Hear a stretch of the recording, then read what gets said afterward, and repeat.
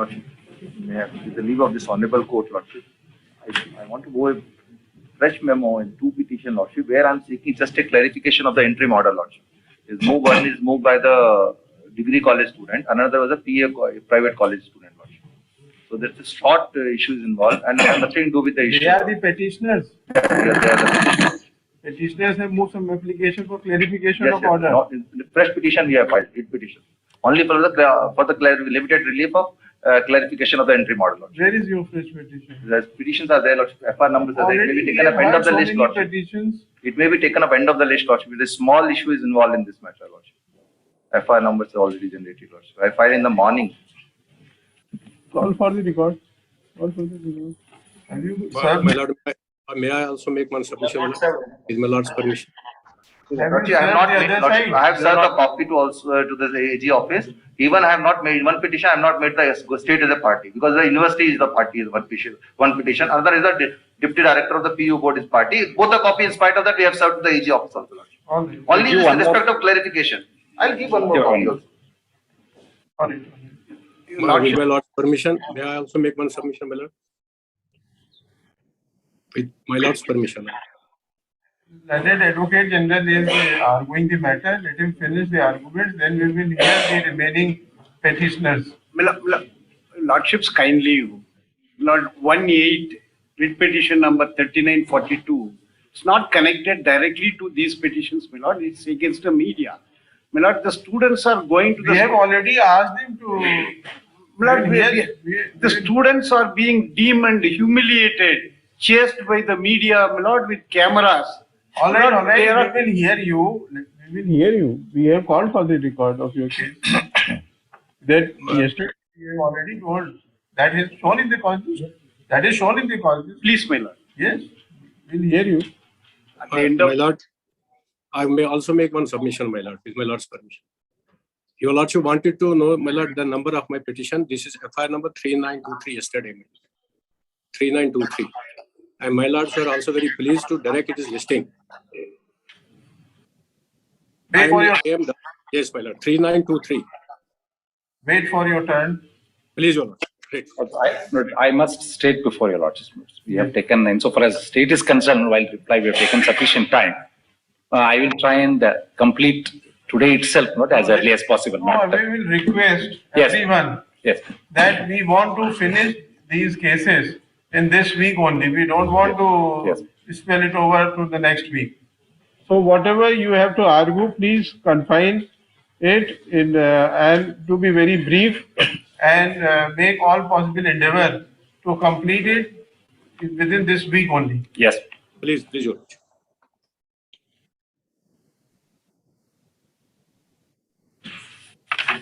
Yesterday, I had brought to the notice of Your Lordships. If the petitioners have not placed no material whatsoever to substantiate the claim, but on earlier occasion, I wanted to cite Qureshi's judgment about how the Honorable Supreme Court felt. In the absence of any material, no such declaration can be given. That judgment I have placed, I'll just cite it before Your Lordships. In volume 1 itself. This was a case where slaughter of an animal was sought to.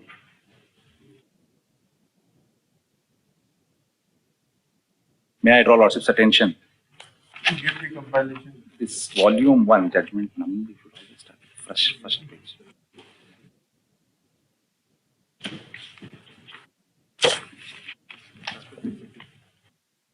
The judgment starts at page 53.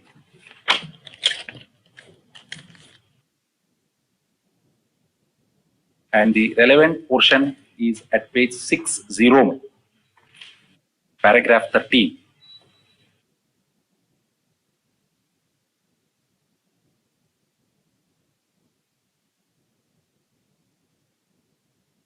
In paragraph 13, I may draw Lordship's attention to the last paragraph. What then we inquire starts by that sentence. What then we inquire are the materials placed before us to substantiate the claim that the sacrifice of a cow is enjoined or sanctioned by Islam. The materials before us are extremely meager. Now, this is how note their lordships. Meager. Lordships get it. Justice. Para 13, 1-3, page 60. Yes. Paragraph 13, 1-3. Last sentence, last paragraph in 13. Yes. Yes.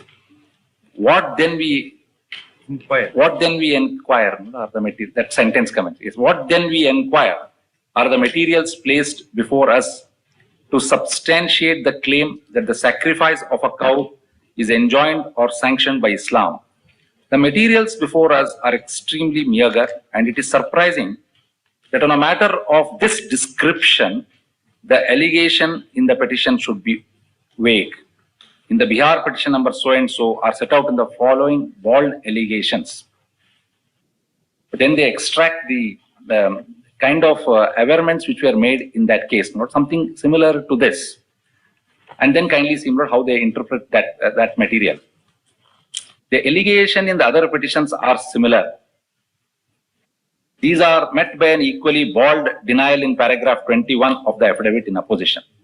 No affidavit has been filed by any person specifically competent to expound the relevant tenets of Islam. No reference is made in the petition to any particular surah or the Holy Quran, which in terms requires the sacrifice of cow. All that was placed before us during the argument were Surah 22 verses 28 and 33 and Surah 18. What the Holy Book enjoins is that people should pray unto the Lord and make sacrifice. We have no affidavit before us by any Maulana explaining the implications of those verses or throwing any light on this problem.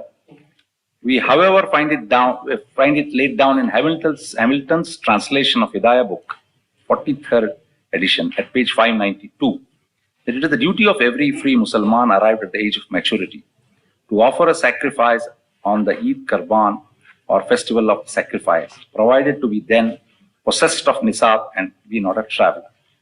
I may not trouble lordships to read the other portions of the paragraph, except not the last sentence there itself. Last paragraph, last sentence of that paragraph.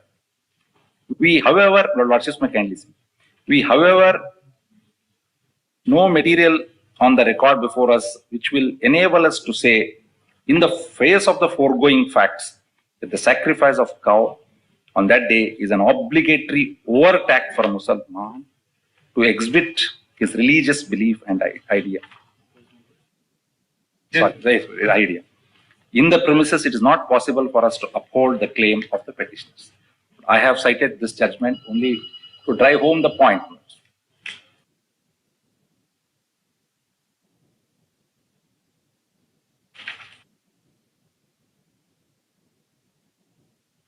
More relating to law of pleadings in writ jurisdiction. Yes.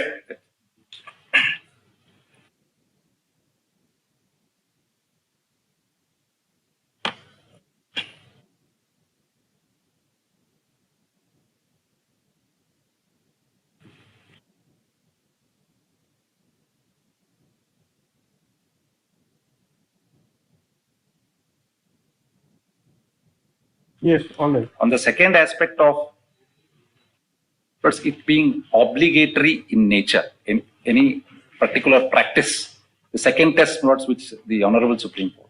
But my submission before your lordships is, it is for the petitioner, for instance, the Holy Quran contains about 114 surahs.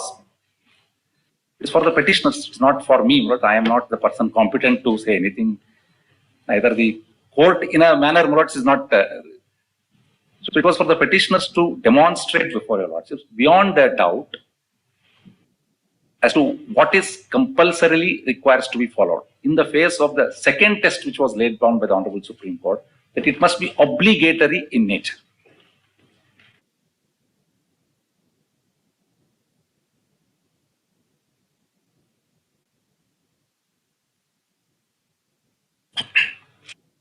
Now, during the course of the hearing of this very petition, the court did not ask the petitioners what should be considered as obligatory, what should be considered as optional. I suppose, my lords, it is for them to have satisfied your lordships on this aspect.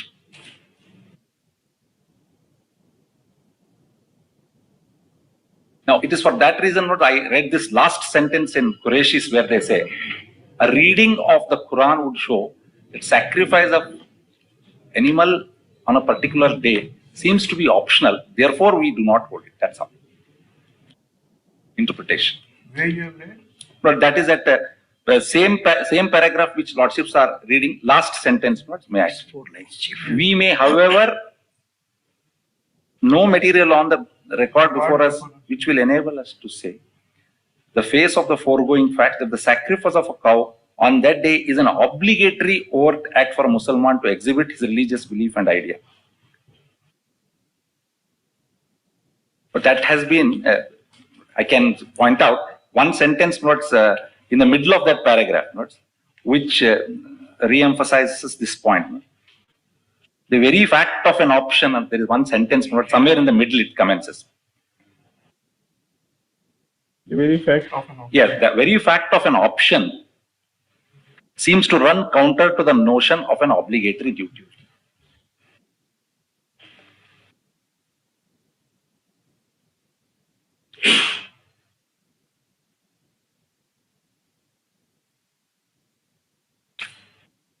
Therefore, my submission is that what is optional is not obligatory. What is not obligatory is not compulsory. What is not compulsory is not essential.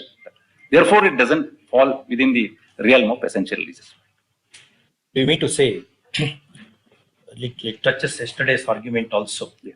Like our basic features doctrine of constitution. Yeah, fundamental. Basic features of the religion should be the focal point of. Yes, most certainly. It should be the fundamental aspect of the matter. It is fundamental to the religion. It is very fundamental.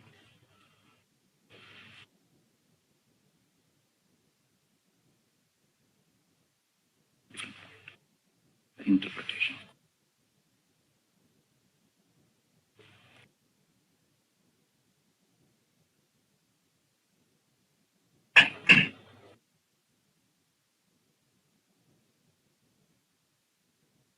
But there is one note in this context, notes I wanted to submit before your lordship. Lordships must have noticed one argument which has been advanced by the petitioners.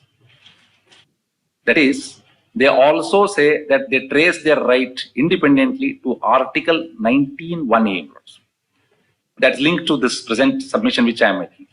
It is their case that it is also a fundamental right under Article 19(1)(a) to wear the dress in exercise of a right of free expression. This is how they say. Freedom of expression. Freedom of expression. Not if that argument, according to me, is runs mutually destructive and contrary to the present proposition for this reason.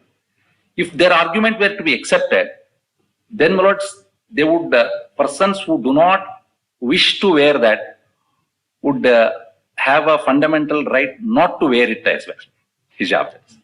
If they claim that they have a right to wear hijab, under Article 19(1)(a), not under this, then certain members of the community, women, may not want to wish to exercise that right under 19(1)(a). Therefore, element of option is there. If it is optional, then the very that option is under Article 19(1)(a). That is their argument as well. The argument itself is that once you say your 19(1)(a), it is mutually destructive to the argument of Article 25. Now, I just want to bring to, in fact, large number of petitions which have been filed, some of them women organizations, etc. They say 19(1)(a), women's dignity. I will meet that note. In fact, that is the case of the petition respondent state as well. But what I want to emphasize is it's either 25 or 19(1)(a). It can't be both.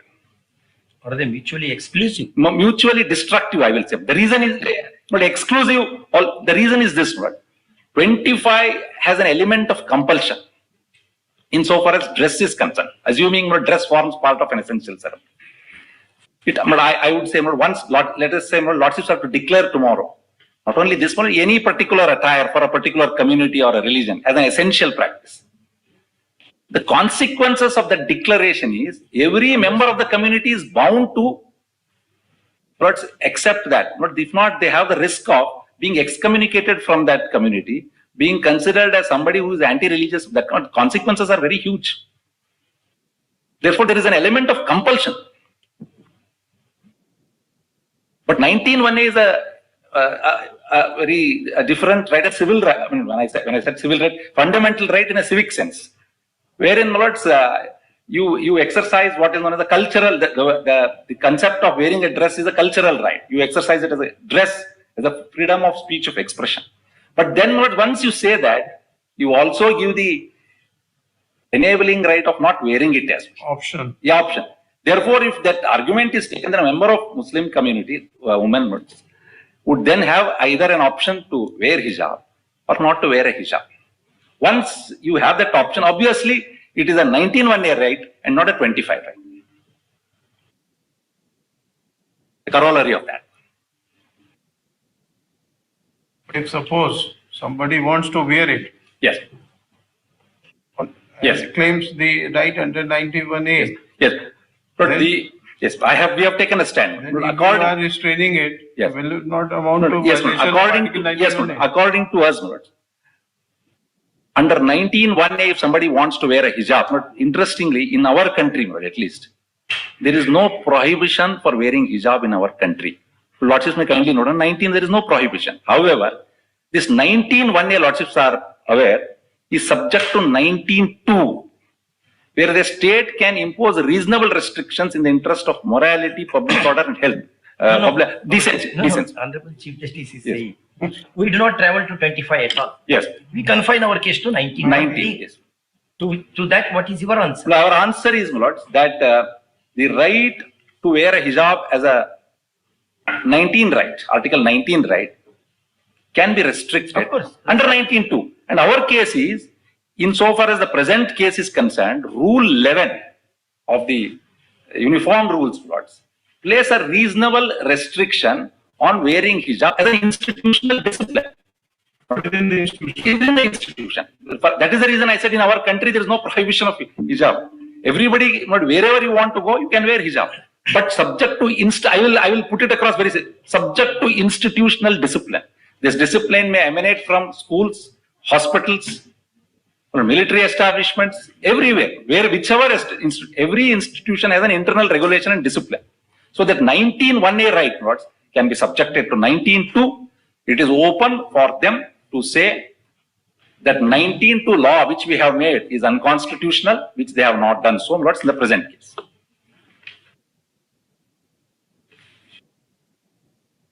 Yes.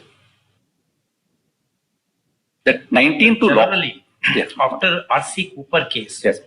before R.C. Cooper, our constitutional jurisprudence recognized these rights to be almost watertight compartments. Correct. Then that bank nationalization case, Yes.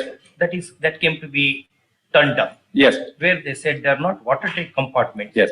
They are companion rights, complementary to each other. Each other. That is true. That is true. And even in Maneka laid it emphatically. Cooper was on that part practically overruled in Maneka. So lordships are absolutely right. Maneka. But my approach has been this. 19(1) they have invoked freedom of speech of expression. But that can be controlled by 19(2). Reasonable restriction on the exercise of that right on the grounds of public order, decency, and morality. We have a law in the form of, lordships are aware of that law also, Karnataka Educational Institutions Classification, Rule 11 rules. That law could certainly be called into question, saying that it is disproportionate, unreasonable, etc. Has not been called into question. The Karnataka Educational Institutions Classification, Regulation and Prescription of Curricula, Rules 1995, Rule 11. Now, it is this rule which imposes upon them a reasonable restriction of wearing a particular headgear. This is all this is, nothing more, nothing less. Of course, I thought I'll substantiate that by way of V.G. Rao and Chintaman Rao, both of them. I will cite it, but I just digressed a little bit on this question, not only to substantiate for your lordships that the independent claim of a 19(1)A cannot go together with 25.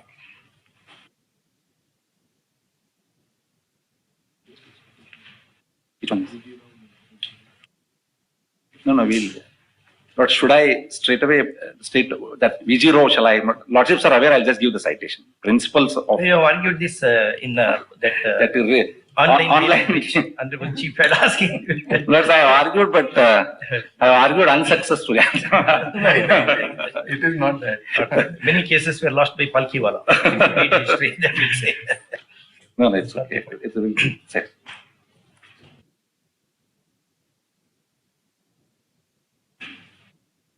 Now, only one thing about this V0 I wanted to point out, how restriction should be construed. Very an authoritative judgment. I'll just read 2 sentences.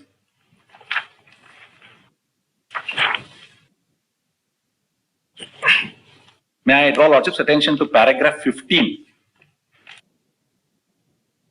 151. This court had occasion, Lordship's case, in Dr. Khare's case, 1-5. This court had occasion in Dr. Khare's case to define the scope of judicial review under clause 5 of Article 19, where the phrase imposing reasonable restriction on the exercise of the right also occurs. And 4 out of the 5 judges participating in the decision expressed the view, the other judges leaving the question open, that both the substantive and the procedural aspect of the impugned restrictive law should be examined from the point of view of reasonableness. That is to say, the court should consider not only factors such as the duration and the extent of the restrictions, but also the circumstances under which and the manner in which their imposition has been authorized. It is important in this context to bear in mind that the test of reasonableness, wherever prescribed, should be applied to each individual statute impugned, and no abstract standards or general pattern or reasonableness can be laid down as applicable to all cases. The nature of the right alleged to have been infringed, the underlying purpose of the restrictions imposed, the extent and urgency of the evil sought to be remedied, thereby the disproportion of the imposition, the prevailing conditions at the time should all enter into the judicial verdict. In evaluating such elusive factors and forming their own conception of what is reasonable in all the circumstances of a given case, it is inevitable that a social philosophy and the scale of the value of the judges participating in the decision should play an important part, and the limit to their interference with legislative judgment in such cases can only be dictated by their sense of responsibility and self-restraint, and sobering the reflection that the Constitution is meant not only people for their way of thinking, but for all, and that the majority of the elected representatives of the people having authorizing the imposition of the restrictions consider them to be reasonable. But I don't think, Lords, I need to dwell much on the reasonableness of an uniform being prescribed to children, both at the school and the college. And interestingly, Lord, this uniform is restricted up to, Lord, 17 years, that is PUC 2, which is a very impregnable age, the minds of the children. And the preamble of the act itself says that we want to give a secular outlook. We want people to wear uniform which would reflect uniformity. And the restriction also, I must point out, is not to wear the hijab inside the institution. There is no restriction. Classroom. It is only inside the classroom. And it is only during class hours.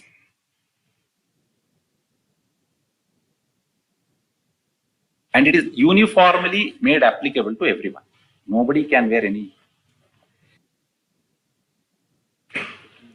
else beyond their uniforms, irrespective of community, religion, etc. Therefore, I had 19-2, therefore, this is an independent argument. But coming back to this test, I have stated before, what is not obligatory, therefore cannot be considered as essential ceremony. Lordships have also seen the material. The third aspect, Lord, slightly something which I thought I must place before your Lordships and leave it. The discontinuation of a particular practice, does it have any change in the religion? is something Lords which does it so is a question which Lordships may kindly see. But Five postulates. One of the postulates which I had said yesterday was one that one of them so was the that question is, Lords, in the present context, how does it reflect upon? I can immediately think of one example and I'll leave it because this is a matter, Lord, which concerns them. In France, Lords, I am told, there is a total prohibition of hijab in entire public life. But I don't think anybody can say that there is no Islamic religion in that country. That is how I want to put it. There could be countries, nations. Why name one country? So many countries. Yes, Turkey is there. France is something I have a ready-made material. The act itself with me, I will place it before your Lordship. But that's a test what I want to apply. It all depends upon the constitutional policy of every government, every country. Yes. Nation to nation, yes. The extent of liberty, freedom, etc. Yes. that obtains on American soil. Yes. May not be obtaining on Indian soil. There it is more liberal. Absolutely. It all depends upon the constitutional setup. So many things will be. No, I only wanted to point something else. Without hijab, can Islam, that is what France is an example. That is not just to test that principle. I'm not saying that is made applicable to our country. In our country, there is no prohibition itself. The question doesn't happen. Islam is same for everyone, whether he is in France or in India. There is no prohibition in our country. That is what I wanted to say.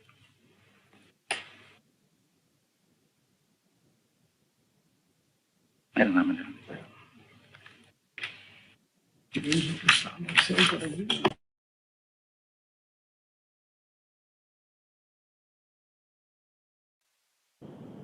It's last year.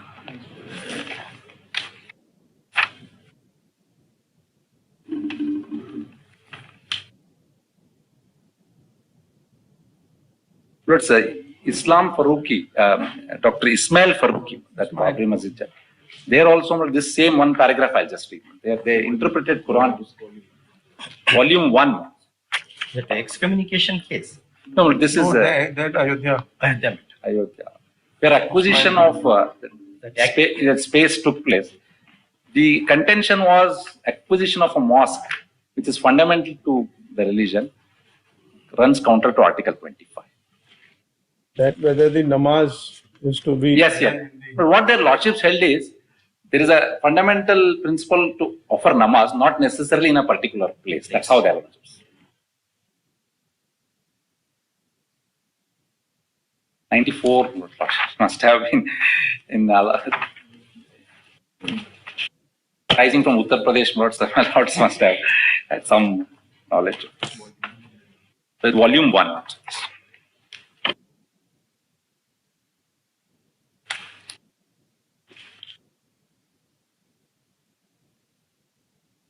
Volume 1, this is page 225.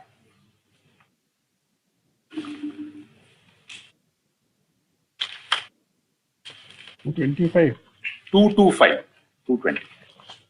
Which paragraph?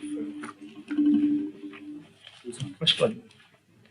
First one. Ismail, Dr. Ismail Farooqi, volume 1.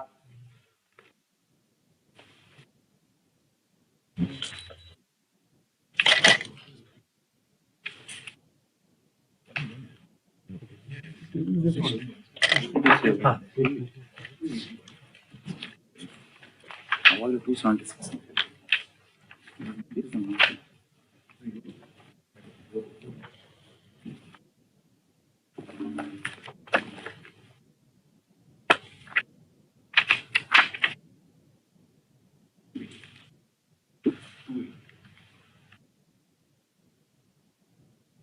But may I draw Lordship's attention to paragraph 77 in this, which is at page 281.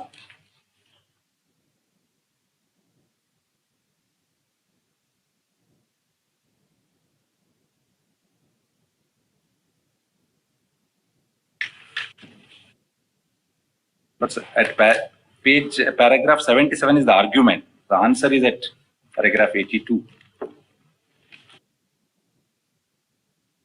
Paragraph 77. It may be noticed. 282. 77. That's it. 77.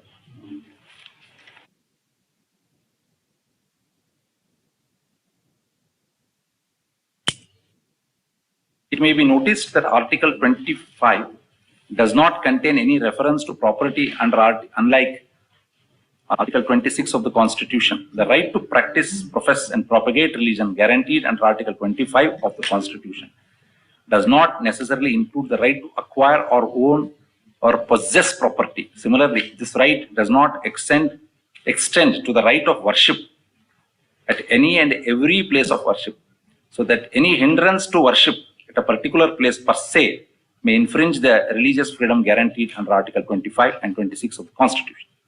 The protection under Article 25 and 26 of the Constitution is to a religious practice which forms an essential and integral part of religion. A practice may be religious practice, but not an essential and integral part of the practice of the religion. Kindly see paragraph 82, the next page.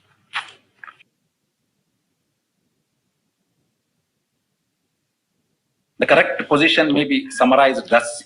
Under the Mohammedan law applicable in India, title to a mosque can be lost by adverse possession. If that is the position in law, there can be no reason to hold that a mosque has a unique or special status higher than that of places of worship of other religions in secular India. To make it immune from acquisition by exercise of the sovereign or prerogative power of the state. A mosque is not an essential part of the practice of the religion of Islam, and namaz by Muslims can be offered anywhere, even in open.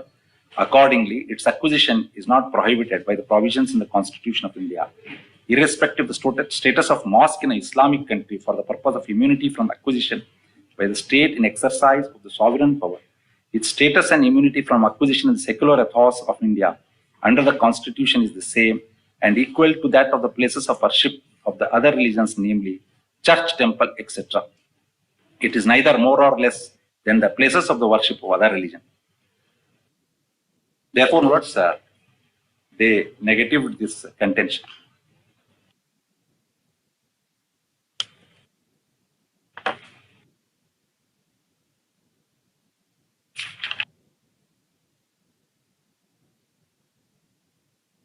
We have to introduce.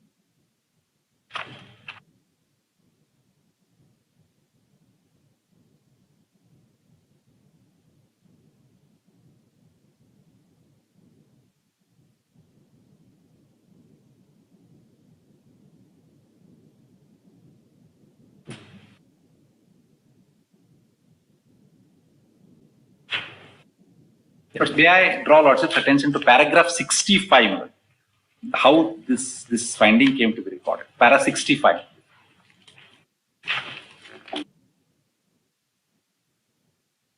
Para 65. A larger question raised at the hearing was that there is no power in the state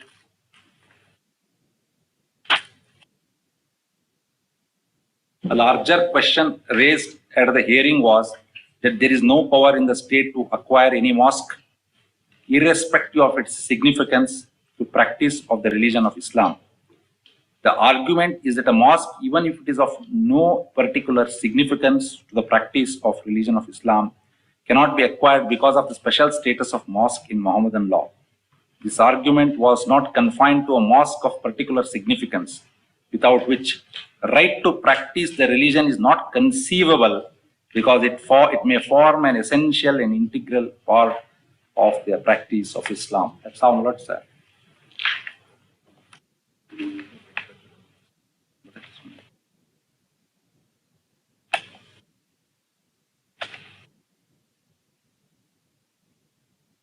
Yes. Reason was why I cited this was, what was not stated in the audible judgment of the Supreme Court is certain surahs in the Quran which mentions about mosque as being a place to offer prayers. Now, in the face of such injunctions there, Lords, if the court has held that that does not form essential integral part.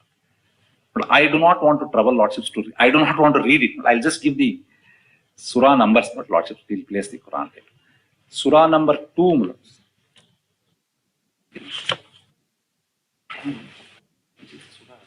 Surah number 2, verse 114.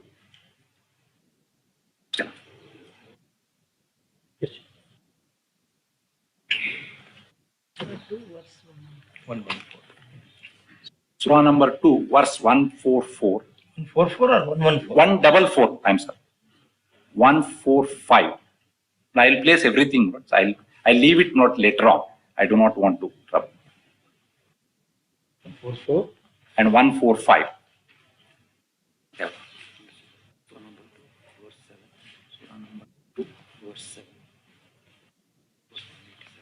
187. Surah, same Surah, verse 187. Surah 17, verse 2 and verse 7. 17. Surah 2, so Surah 17, verse 2. 17 or 70? Surah 17.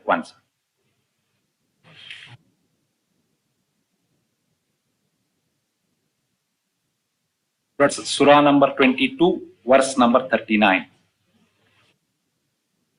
But I am very, I must state before your Lordships, with all the responsibility, we are no experts. What we have done is, and it is the most difficult part of this case, I must say, we have ventured into, because it's the holy text of Quran. I am not an expert, except we have been able to get the English translation of the Holy Book of Quran by Syed Yusuf Ali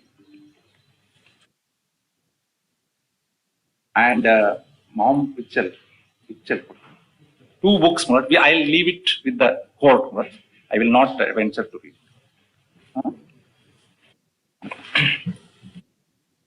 But one first book is. Mr.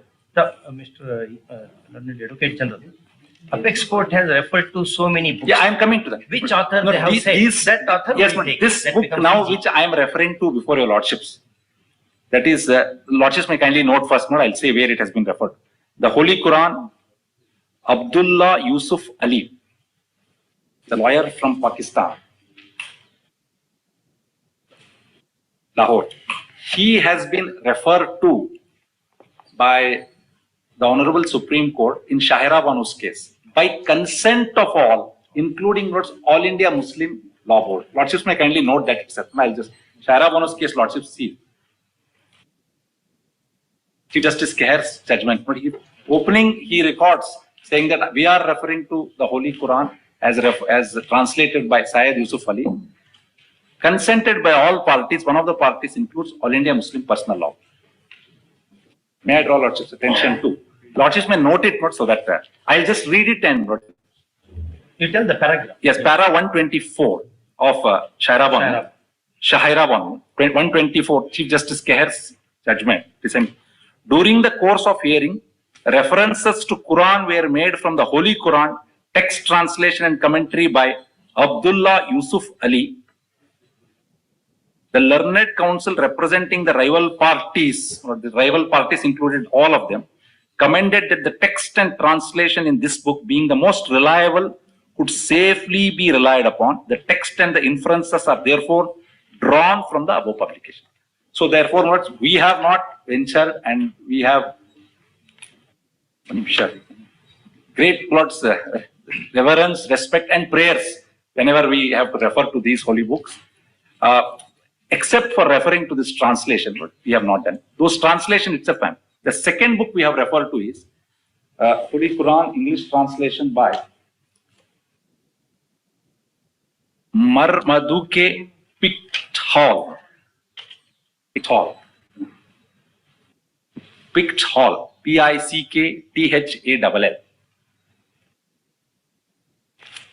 is an Englishman.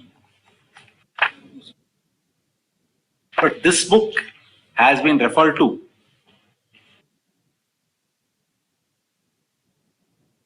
This book was referred to by His Lordship Justice Chandrachud, Senior, CH-1 Chandrachud, in Shah 。 . . . . . . . . . . . . . . . . . . . . . . . . . . . . . . . . . . . . . . . . . . . . . . . . . . .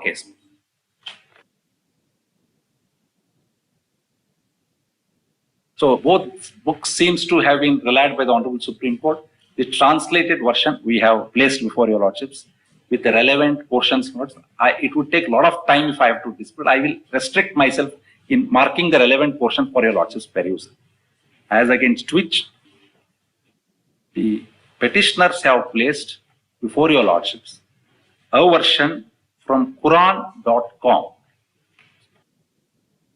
which we found out. It's okay. Which we found, I do not want to, and we are not disputing, but we found out to be a website created by few volunteers. It doesn't seem to have been authorized.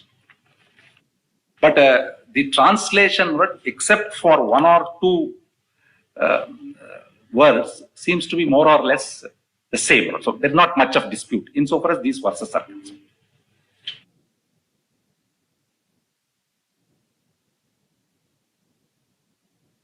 Sayyid Yusuf Ali's book notes, apart from the translation, also contains commentary at the bottom of those verses. But I would place that also for your lordship's kind consideration to draw inferences from the same. These books are 3 in number, so we can place it right now. We'll give it, but keep it. Yusuf Ali and Victor.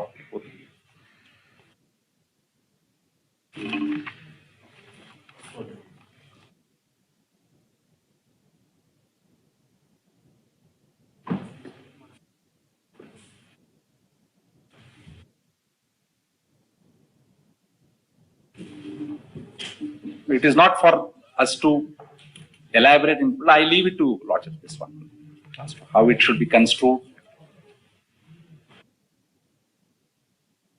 The Honorable Supreme Court notes in each of the judgments have notes actually interpreted, all of them.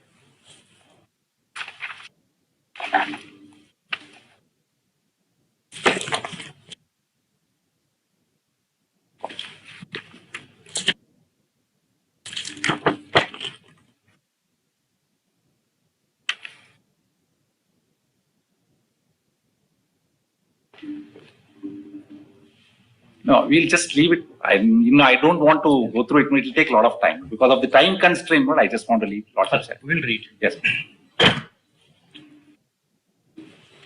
Unless lordships want me to explain what, then I will. Whatever lordships you will not, yes. What do you want to show from this? Yes, we want to, I want to show.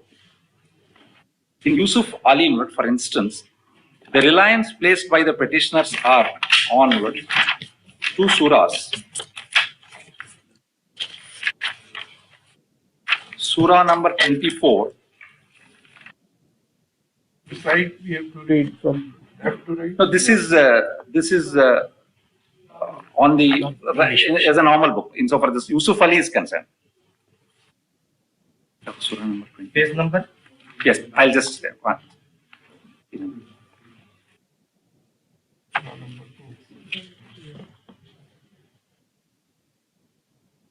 I'm just giving the page numbers. Page 24.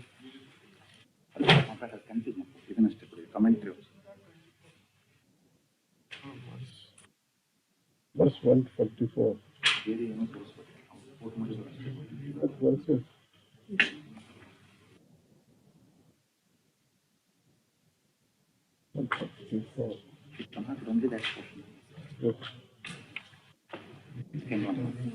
But this is page number 58. 904. No, 900. Which verse? Surah 24, verse 31. This is relied upon by the petitioners. 54. Page 904, Surah 24, verse 31. Not as relied by the petitioners.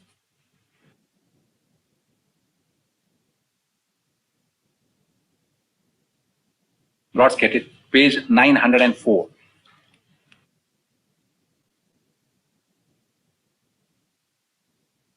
900? 904.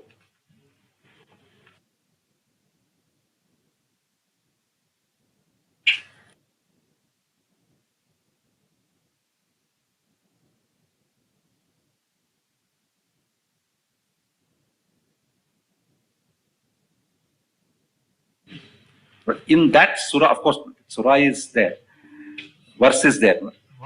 Verse is there. And it starts from and say to the believing woman. It starts by they should lower their gaze and guard. That's how it starts. Their modesty. They should not display their beauty and ornaments except what must ordinarily appear thereof.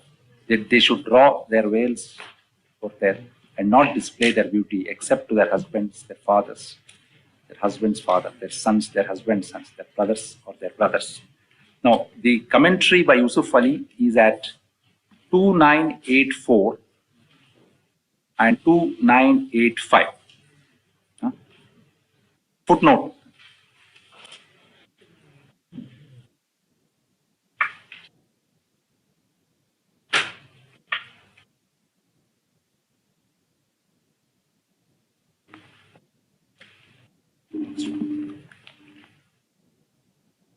Next one.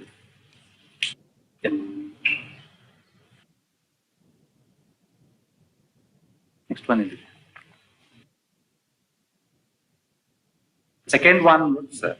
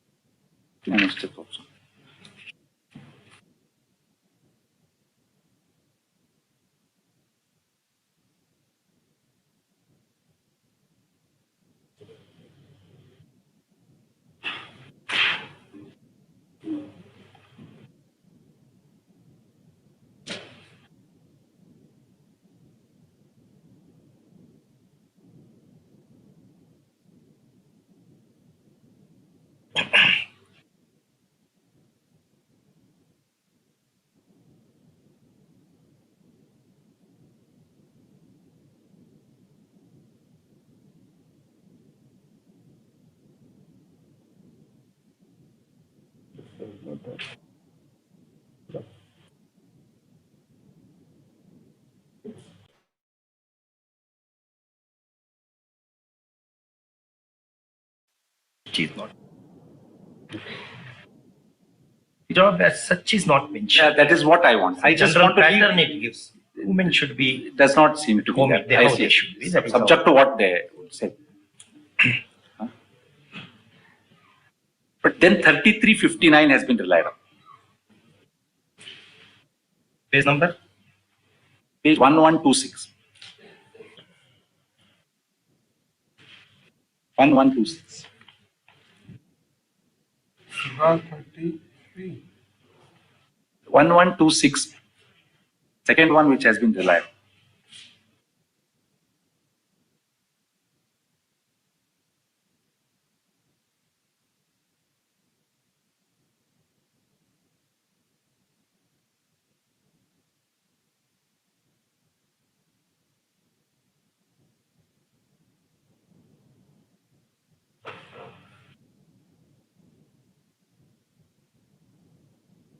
Surah? 59. 59. 29. 59. 59. 59.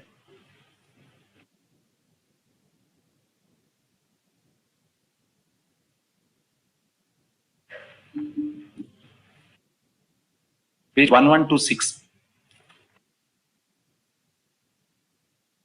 1126 is Surah 33. Yes, no. 3359. Sorry. Verse 59. Verse 59. They have relied on this subject to correction. And the commentary is down. Some footnote.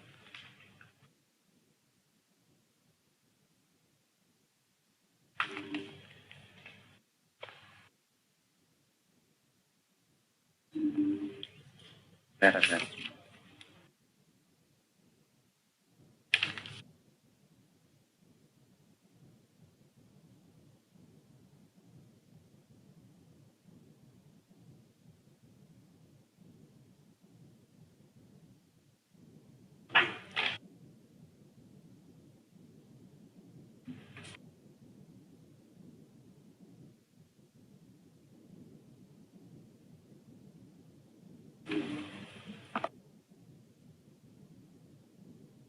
3764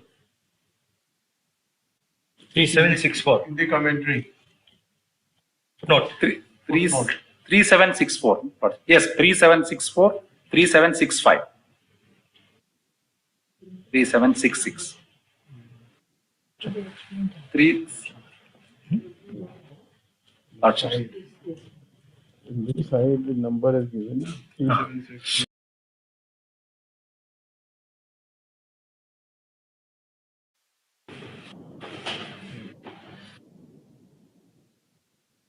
Dilbag, Suraj Dilabid.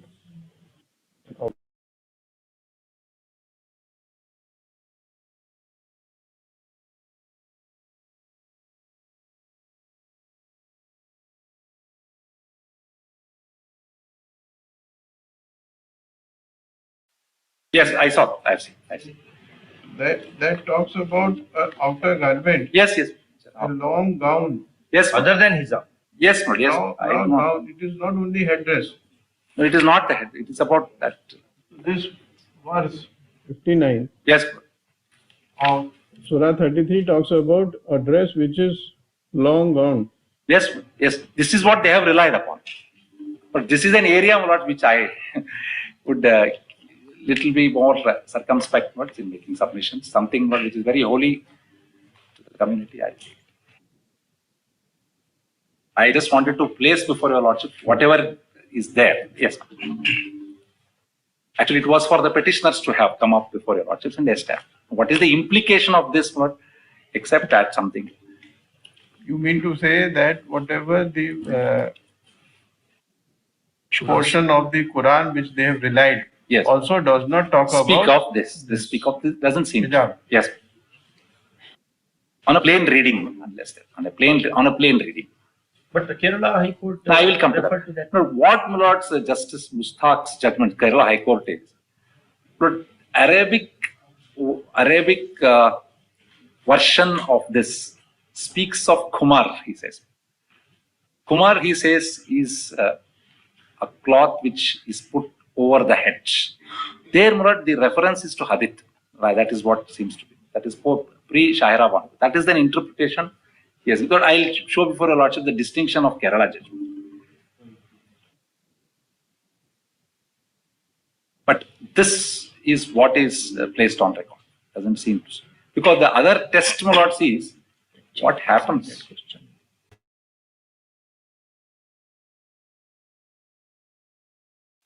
Not go into these aspects at all, whether it is an essential religious practice.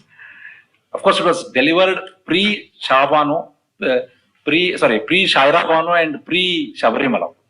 The judgment was, the entire shift, according to me, takes place post-Shaira Bano and Shabarimala, particularly in this. Without Shaira Bano and Shabarimala, I think it would have been extremely difficult exercise for any court to ascertain these principles. This seems to have been settled.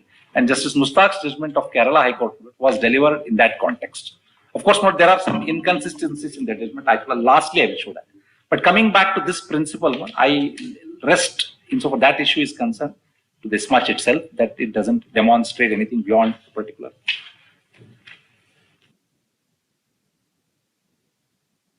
The last argument. Which they had banked upon? They have one thing called Quran.com. There is no Quran.com is a website. This is what Mr. Kamath referred, that they subject to correction. What I do not know which. In fact, very second day, Honorable Chief Justice asked what is meant by Quran. Quran. Quran. Quran. Yes. But there is nothing in that. We have referred to Quran. No, It's Surah 24. We have referred because which book? No, he's asking which book you refer. So, Sayyid Abdul Ali Maududi. Mr. Kamath, I remember very well. No? Lordships did ask. That is not. Lordships were sitting single. Then he said it is Quran.com as website. I remember. Not recall subject to correction. Yes, my lord. That's my learned AG is right, my lord. I relied upon Quran.com, which according to us has various translations of the text. No problem. There's no difficulty. There's no. Lord, the word, my lord, interestingly, is Khimar. Khimar. Khimar. which is headcount. Yes.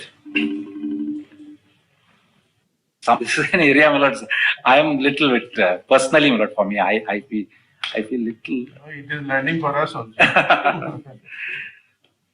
No, not that the courts have any, all the time. So that is the reason I showed earlier instances that they have gone ahead and interpreted. But in fact, not interestingly, one personal experience I can share. I had not appearing for the AWACF board. Presently, now it's known as AWACF. That time it was board.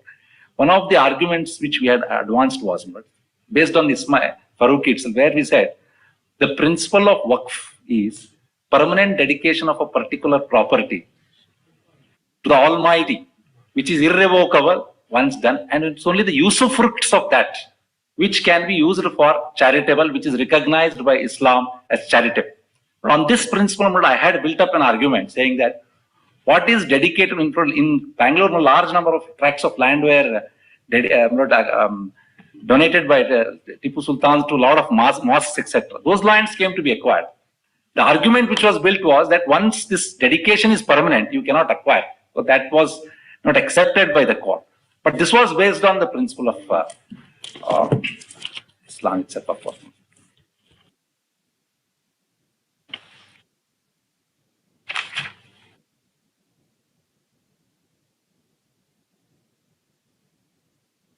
Therefore, it doesn't appear so on a plain reading. The source which Mr. Kamath banked upon, tapped, whether those sources are judicially recognized as authoritative? No, absolutely. I'll read that. What is the source? The credits, Lordship may kindly see, of this Quran.com. It is from the website of Quran.com. Who said Kudi? Any high court in the country has treated it as authoritative source? To my knowledge, no.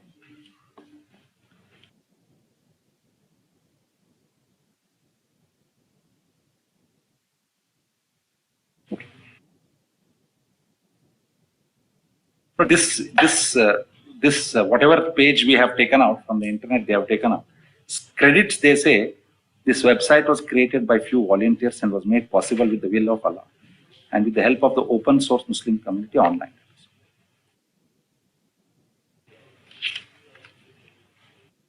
They have not, as a matter of fact, in their petitions, not relied upon any interpretation of this.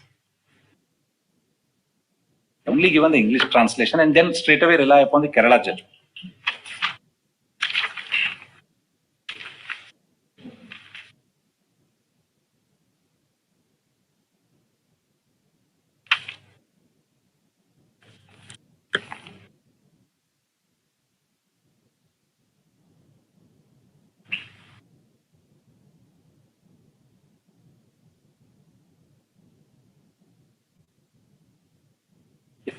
But the last leg of the submission is something totally not very linked to these the three of them on 19.1a, essential practice and the government order.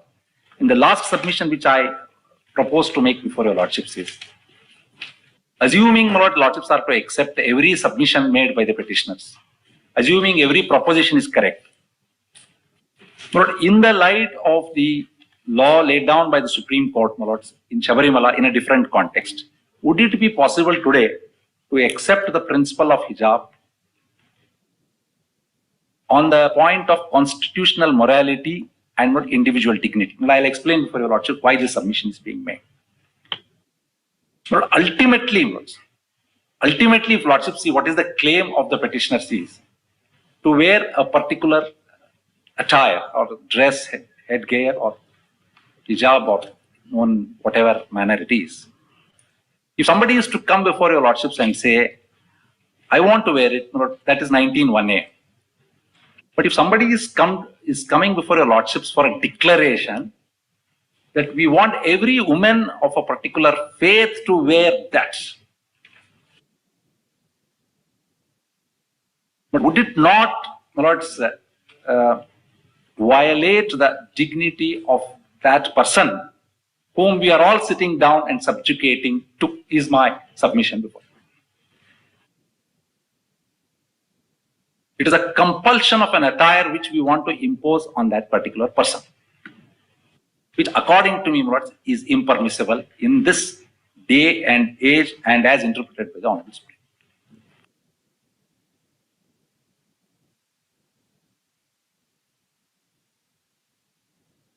A judicial declaration, my lords, to ask women to wear only a particular thing as a compulsion.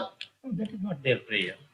If suppose Hindu marriage, tying of Mangal Sutra is essential or not, if that question arises. Yes.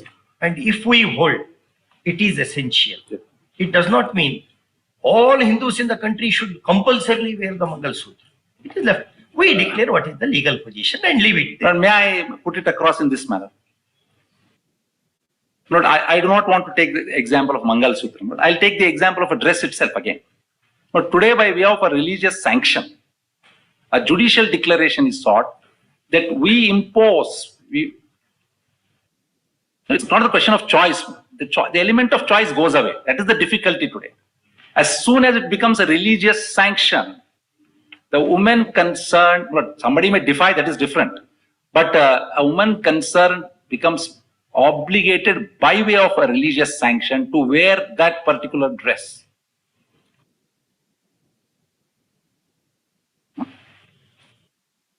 It becomes compulsory efforts. That is what my instructing counsel said. First, the first category, yes. You want to say that if suppose the court holds that it is an essential part of the religious practice. True. Then the women, Muslim women who do not wear it, yes, then it will amount to lowering down their dignity. Certainly. That is how I, yes. If they do not wear, they may be castigated as somebody who would not follow religion. And it is in the context of dress. And I don't think, Lords,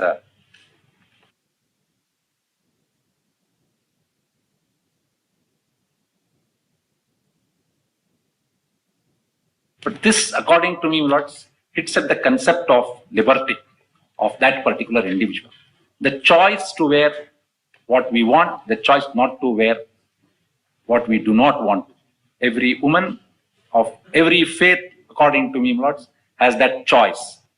There cannot be a religious sanction by way of a judicial declaration. I'm only talking in the context of the court. If somebody wants to wear it, there is no difficulty. Absolutely no difficulty. Of course, institutional discipline, that is a different argument. But this is not just for college or school. This is for the entire world. Not kindly see in this regard. Why I have made this submission is, this is based on the interpretation by the Honorable Supreme Court in the context of Shabarimala, where women were prevented from entering the temple.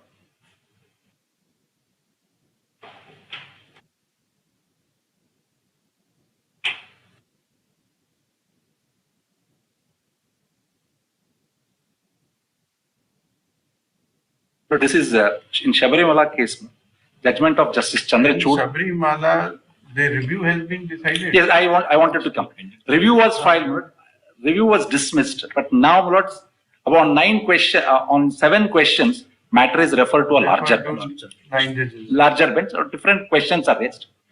But as of today, this is the law. The Lordships are also aware of the position. Merely because it is referred to a larger bench. The question is also in that which has been referred, relates to Article 25. Yes, Lordships are referring to the larger bench. Which is pending. Yes, that is correct. That is correct. No doubt. Whether we are supposed to... Yes, but on that aspect, the Supreme Court has laid down that mere fact that a judgment has been referred to a larger bench, the judgment which lays down the law continues to bind all the courts, including the Supreme Court. So referent does not rob away the precedential value of that judgment. judgment. That is correct. But here before us also, yes, there are some issues which would touch the question which is referred. Lord, may I put it across in this way? As of today, my lords, all the questions which we have, which has been argued before your lordship, seems to have been settled down, both by Shara Bono and Shabarimala. It has been the endeavor And whatever has been referred to a larger. Please provide the reference order which I will, has been made and the questions yes, which have been referred. I will. Because that we will have to see. Yes, most certainly. But may I draw A very short clarification. Review petitions in Shabarimala was only referred to be decided after the larger bench deciding the other 7 points in the larger issue. It is not dismissed. Review petition stands only deferred, not dismissed. Just as a clarification. For clarity only. No, that is 2029 SCC 121, my lordship's question. That reference order is 2029 SCC 121. Just one. 29. Therefore, in SCC 1. between.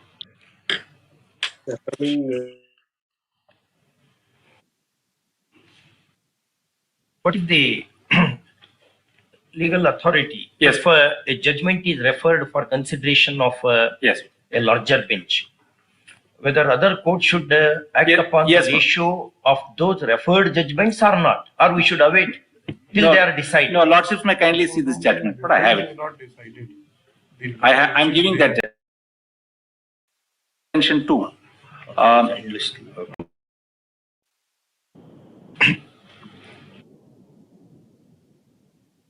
That's MS Bhati versus National Insurance Company Limited.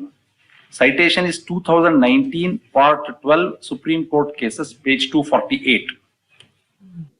MS Bhati versus National Insurance Company Limited, 2019 Part 12 SCC 248. Wherein the question was. Slowly. I'm sorry. 2019 Part 12 Supreme Court Cases, page 248. Paragraph 5 and 10. What has been held? It has been held there that the law, that there was a judgment of Mukund Devangin, which was referred to a larger Motor Vehicles. Motor Vehicles Act. The law which has been laid down by a 3-judge bench of this court in Mukund Devangin binds the court, notwithstanding a reference, as a matter of judicial discipline, we are duty bound to follow that decision, which continues to hold the field. Then there is one. So therefore, if we do not follow that judgment today, it would amount to indiscipline. There are other judgments, but I'll also. But anticipating this, I had got this judgment. They were in my phone. There are 2 other judgments. When you raised that issue, the Honorable Chief of No, I had anticipated this note. I had collected judgments. Although there are 3 judgments, but all the 3, in fact, lordships permit me to digress. Chief Justice Oak, I used to argue, a couple of cases, he used to always say this. Whenever we did not want his lordships to take up, he used to say it is referred to a larger. He said, no, it continues to bind us, we will follow it. This is in a lighter vein. He was very sure on that. But coming back to this issue of dignity, individual dignity, which I have just stated before your lordship. But in Learning the Law by Glanville Williams, Yes. he gives 13 reasons as to when the presidential value of a decision is weakened. One of them is being considered by larger bench. larger. But then, I was also great as a matter of fact. I am told, BWSSP Rajappa, for instance, is referred to a larger bench. 15 years back. When is it referred to larger? Referred to a larger bench about 10 to 12 years ago. I'm told, subject to correction. Many years have passed by. Of course, Honorable Supreme Court is yet to reconsider. Therefore, there cannot be a vacuum. Because it throws open important principles. Shabarimala throws open now what issue of dignity and liberty of a human being, woman, all that cannot be lying in languishing in vacuum. It requires to be followed and declared. Is my respectful submission. Shabarimala, I have some knowledge as to why it has been referred to. But with some amount of responsibility, I can say, but that the questions there are slightly different. Not what had been laid down. Yes, that is correct.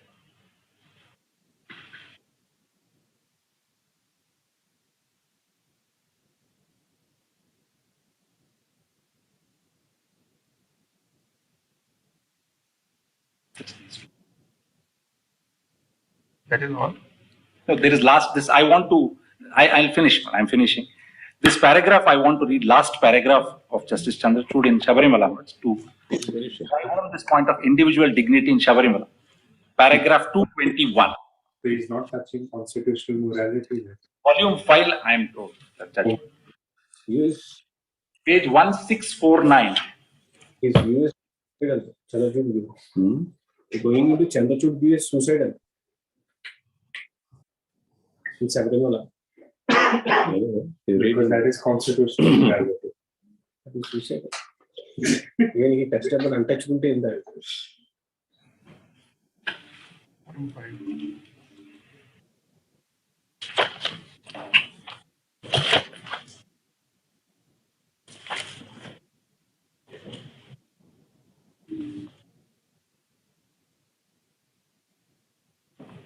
Yes. Not, sir. But before Lordships read this paragraph, kindly keep it in mind my submission. Women cannot be subjected to any a compulsion of a dress in the context of what has been submitted. Now kindly see how His Lordships deal with this situation. Our conversation with the Constitution must be restructured to evolve. Which paragraph? Which paragraph? 221. Para 221. 1650.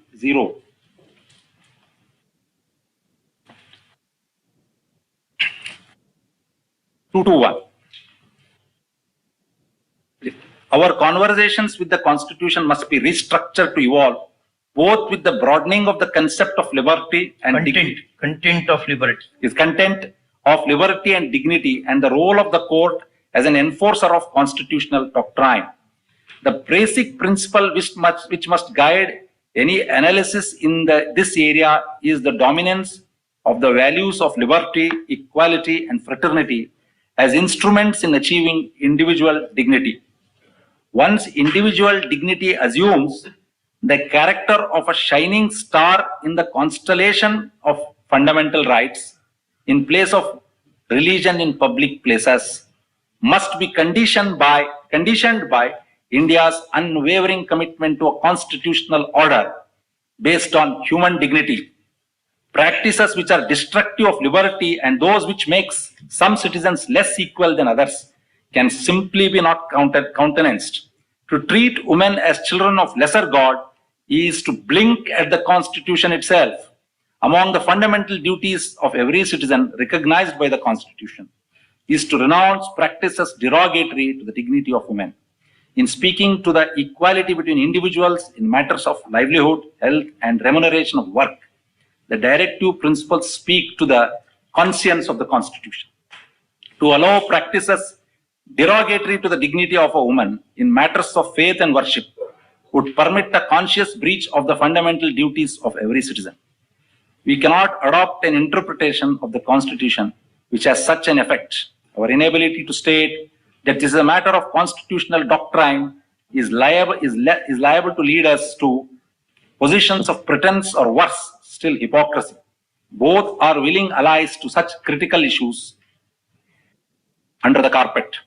If we are truly to emerge out of the grim shadows of a society which has subjugated groups of our citizens under the weight of discrimination for centuries, it is time that the Constitution is allowed to speak as it can only do in a forthright manner as a compact of governance for today and the future.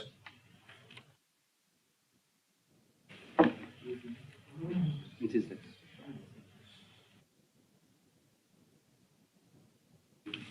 Then the competing rights, His Lordship has referred to, I will. So the central force of any interpretation is human dignity. Human dignity involves liberty. Liberty involves choice. The choice either to wear or not to wear. The entire claim of the petitioners is to make it compulsion, but that goes against the very ethos of the fundamentals of constitutional interpretation is what their Lordship says. It finds this paragraph echoes the age-old saying of this country, Yatra Norrestu Pujante, Tatra Ramante Devata, Yes. where women are Yes. respected, there the gods will dwell. Yes. That's how it is structured. And I will repeat, no prohibition of hijab anywhere, but it cannot be compulsory. It should be left to the women concerned.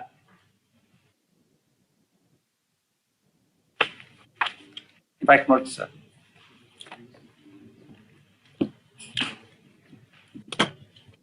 He wants me to read one paragraph of privacy. Very particular, I wanted to end. I'll just read this.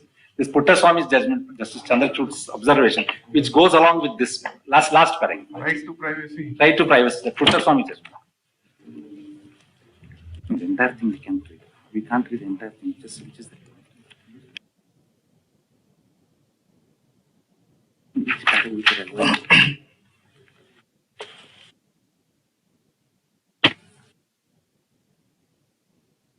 This is in the context of competing rights.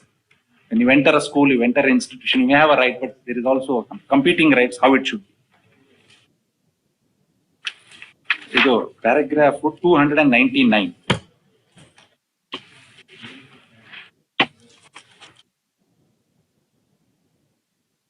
Which volume? Fourth, volume number 4. Huh? Volume 4.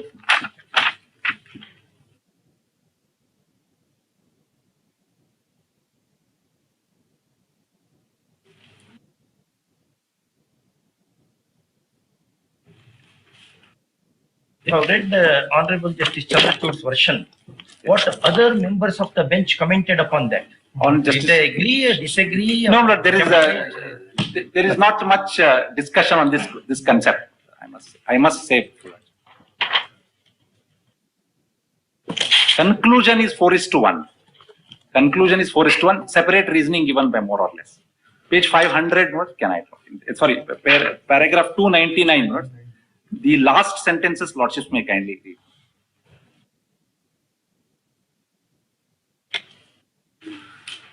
Last few sentences, commencing from the sentence. The notion that there must be a reasonable expectation of privacy ensures that while on the one hand, the individual has a protected zone of privacy, yet on the other, the exercise of the individual choices is subject to the rights of others to lead orderly lives. For instance, an individual who possesses a plot of land may decide to build upon it subject of zoning regulations. The building bylaws define the area upon which construction can be raised or the height of the boundary wall around the property. The right to privacy of the individual is conditioned by regulations designed to protect the interests of the community in planned spaces.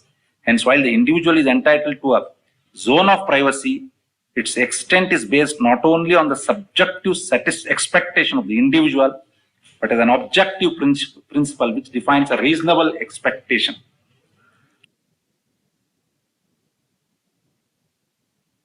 Therefore, Lords, it is a right cannot be exercised in isolation when in public spaces, etc.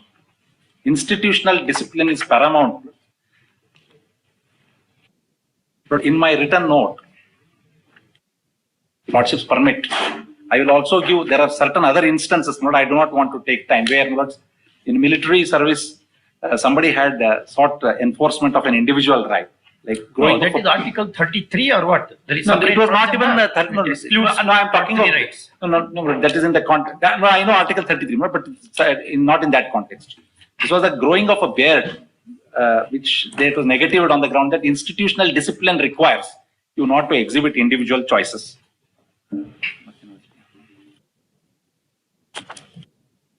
But arguments have been advanced also on Article 15 that somebody has been discriminated on the ground of religion. That is not correct. There is no discrimination. No other person of any other community has been asked to give a preference over one other community. These are all bald allegations without any substance. We deny that, though it is not made public. There can be an argument on Article 14. Yes. Not Article 15. Yes. But not 15, that has not been. Then, Lords, just before closing down, two things I must bring to Lordship's notice. For petitioners like Mr. Mohan, who is sitting very patiently from yesterday, but private educational, he represents minority private educational institutions. I have found out we are not enforcing anything on them, so that they need not be aggrieved. These things are, the choice is left to each institution. They should not, is threatening to put TMA foundation upon us, but we have no way interfere. We have left it to their choice, so they must be rest assured there is no question of this. Oh, some direction has been issued by the state government. No, we have not. We have left it to the It is mentioned schools, all schools is mentioned. the colleges. PUC colleges. We have left PUC colleges. We have only said Padavi Purna Parva Shikshakar. But the question, Lordships may leave it. If this is your stand, Yes. then we can dispose of his petition recording Yes, your certainly. stand Yes. that you are not interfering. No, in the I have institution. obtained instructions also. Any, Mr. Mohan, Because this instruction under the section 133 of the Education Act also.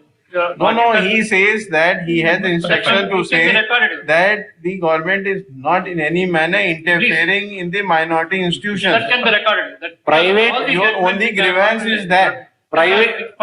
private unaided minority education. No, aided also, because in Ramati Education, the law extended to aided also. No, is there any minority institutions Yes, which are minority aided aided? and unaided, both minority, talking minority, not beyond that. Because earlier, when Rights to Education Act came, Rajasthan Society case, they said, I do they not. said unaided minority institution.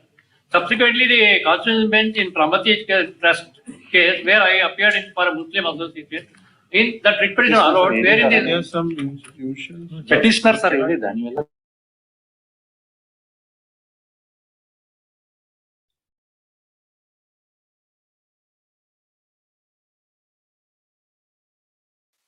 We'll take up your case. We'll take up. Anyway, this is one submission I want to make.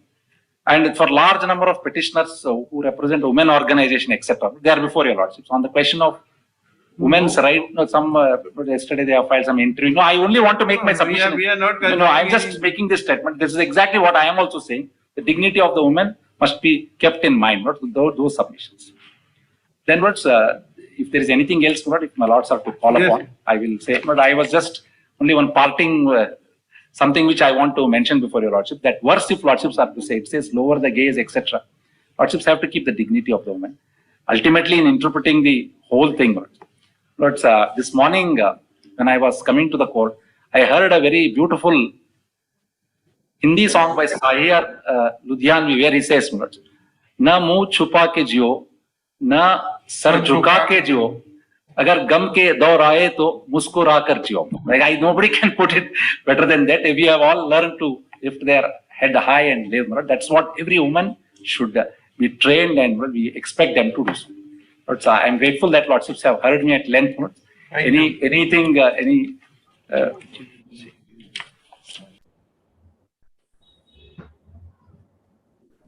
note I will give, which will contain judgment of the European courts, which affirms Turkey. We will request each of you, the petitioner council as well as respondent council, to start preparing your written submissions, and so that without any further delay, you hand it over to the court. permission. Now, we will give 10 minutes time Yes, to the petitioners who have not put up their case till now. only on There the are point. four I matters. just need about 10-15 minutes of I'm sorry, reminder. I have been made special, one of the council, Mr. Venkatramani, senior counsel. He wanted to make submission on behalf of one of the respondents along with me. Is he respondent? He is appearing for me. I beg to appear for respondents 12 and 13 in writ petition number 2146, your lordships. My lords, I have a similar request. After, of course, Mr. Venkatramani goes, I'm, my lords, for a party respondent in 2146, for respondent 15 and 16. First finish these matters. All right, we will first hear the respondent councils, then start with the fresh matters which are not yet handled. I also Very hear for some other I'm indeed obliged, your lordship. Let me try to be as brief as possible. Knowing and appreciating the fact that appearing for the teachers. Venkatramani, you are appearing for whom? There are In which respondents petition? for teachers. In which 46. WP 2146. same petition? Page 10, the array of parties at page 2146 for respondent number 12 and 13. 12 and 13. At page 10, in the array of parties, your lordship will find their. Oh my God. Yes. Let me be as brief as possible. There are only three broad propositions which I would like to urge before your lordships. They are the teachers. Yes. They are the teachers. Shalini Nayak and Chaya Shetty. That's right. They teach biology. Yes. Two very important subjects for modern knowledge, biology and physics. And physics. That's right. Yes. Where conflicts between faith and religion come into headlong collision sometime or the other. But I'm not getting into all that. I only want to have three broad propositions. One, appearing for the teachers, I appreciate and I understand that discipline and order is important both for the teacher and the taught. As a teacher, I would not like to see either a smoke screen or a screen which is rubbished with disturbing features in the classroom. I am not trying to say that religion A is higher, religion B is lower. No, there are no hierarchy of religions. Article 25 rightly recognizes that everybody has the equal right to practice and propagate their religion. The conduct of a teacher and a student must therefore be in the framework of the equality principle which informs the entire fabric of the constitutional scheme. But the teacher, I would love to have a free mind in the class because I must have a free mind. If there's no free mind for the teacher and the taught, there is no teacher. Therefore, my entire emphasis will be any measure on the part of the state or on the part of the school. Your Lordship, please. Yes. Any measure on the part of the state or on the part of the school to bring in a certain discipline and order, as long as, like the US Constitutional First Amendment, that no establishment, the state shall neither favor nor impose a burden. So as long as there is neutrality to enforce these two important dimensions of education. And then just make a note that different public spaces in a community, like a public playground or a theater or a transport facility, an airport, they all stand on different footing as regards public order, law and order, etc. School stands on a very higher footing. It is where people's minds come together with the only object of learning, knowing, and enriching one's mind and spirit. That for the teacher, I place great emphasis on order and discipline, whichever way it is brought about. It is for the state to ensure that they follow a due process of law, that they ensure that they don't breach any rule of law, etc. But as long as these outer limits are not breached, and the state with a bona fide intention of ensuring order and discipline imposes a certain measure, I think the court will not hold it to subject to strict scrutiny. The strict scrutiny test in US constitutional law is for different purposes.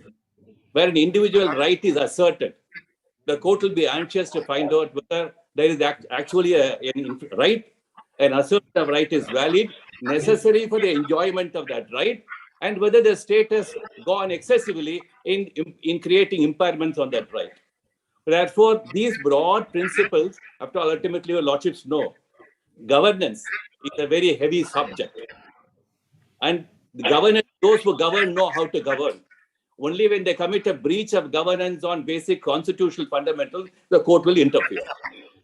The court will probably not teach how you govern. The court will only say your breaches of governance subject to constitutional law will be certainly scrutinized.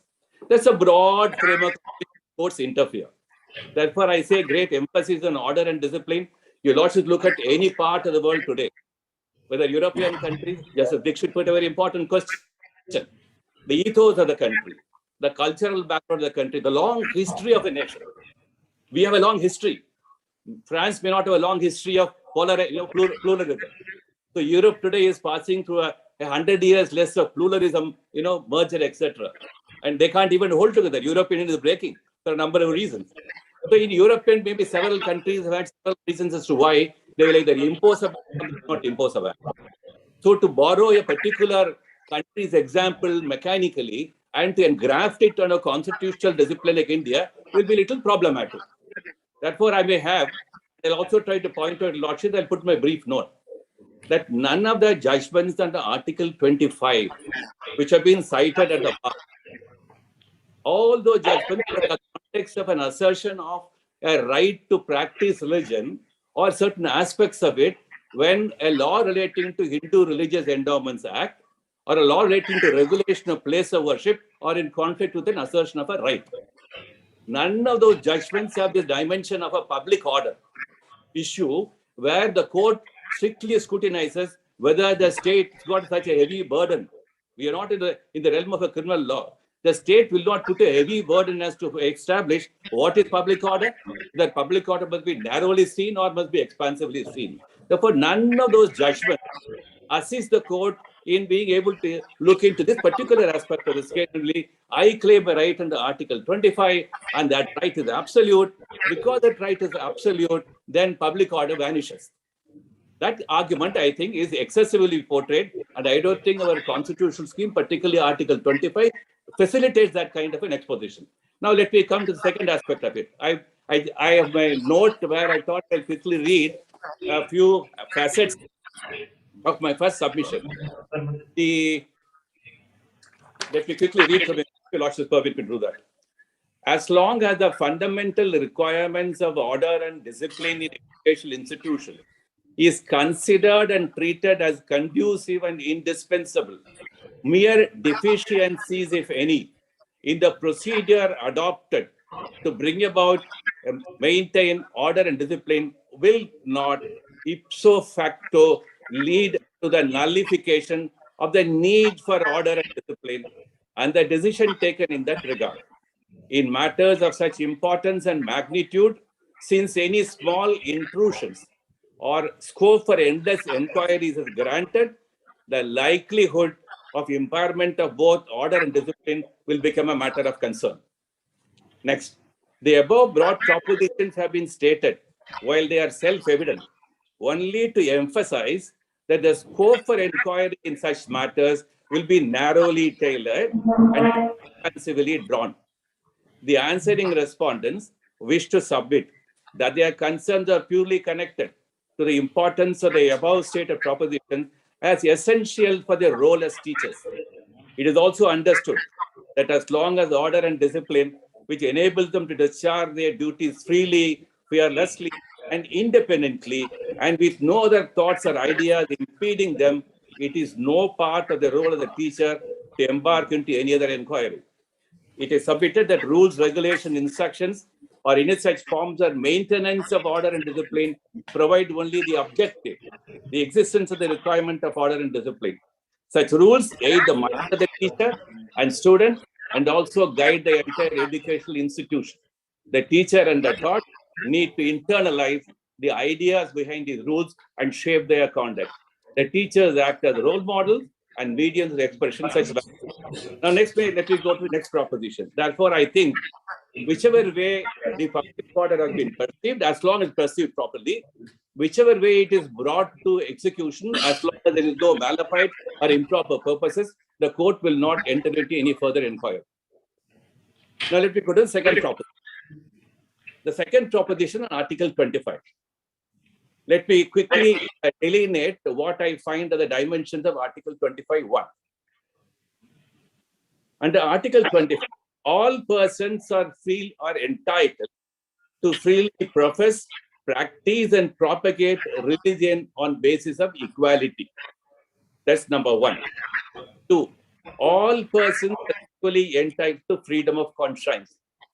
Then C, the discrimination of equality connotes, this dimension of equality connotes that the state will neither enter into debates with religion nor act in any manner conferring favors or imposing burden.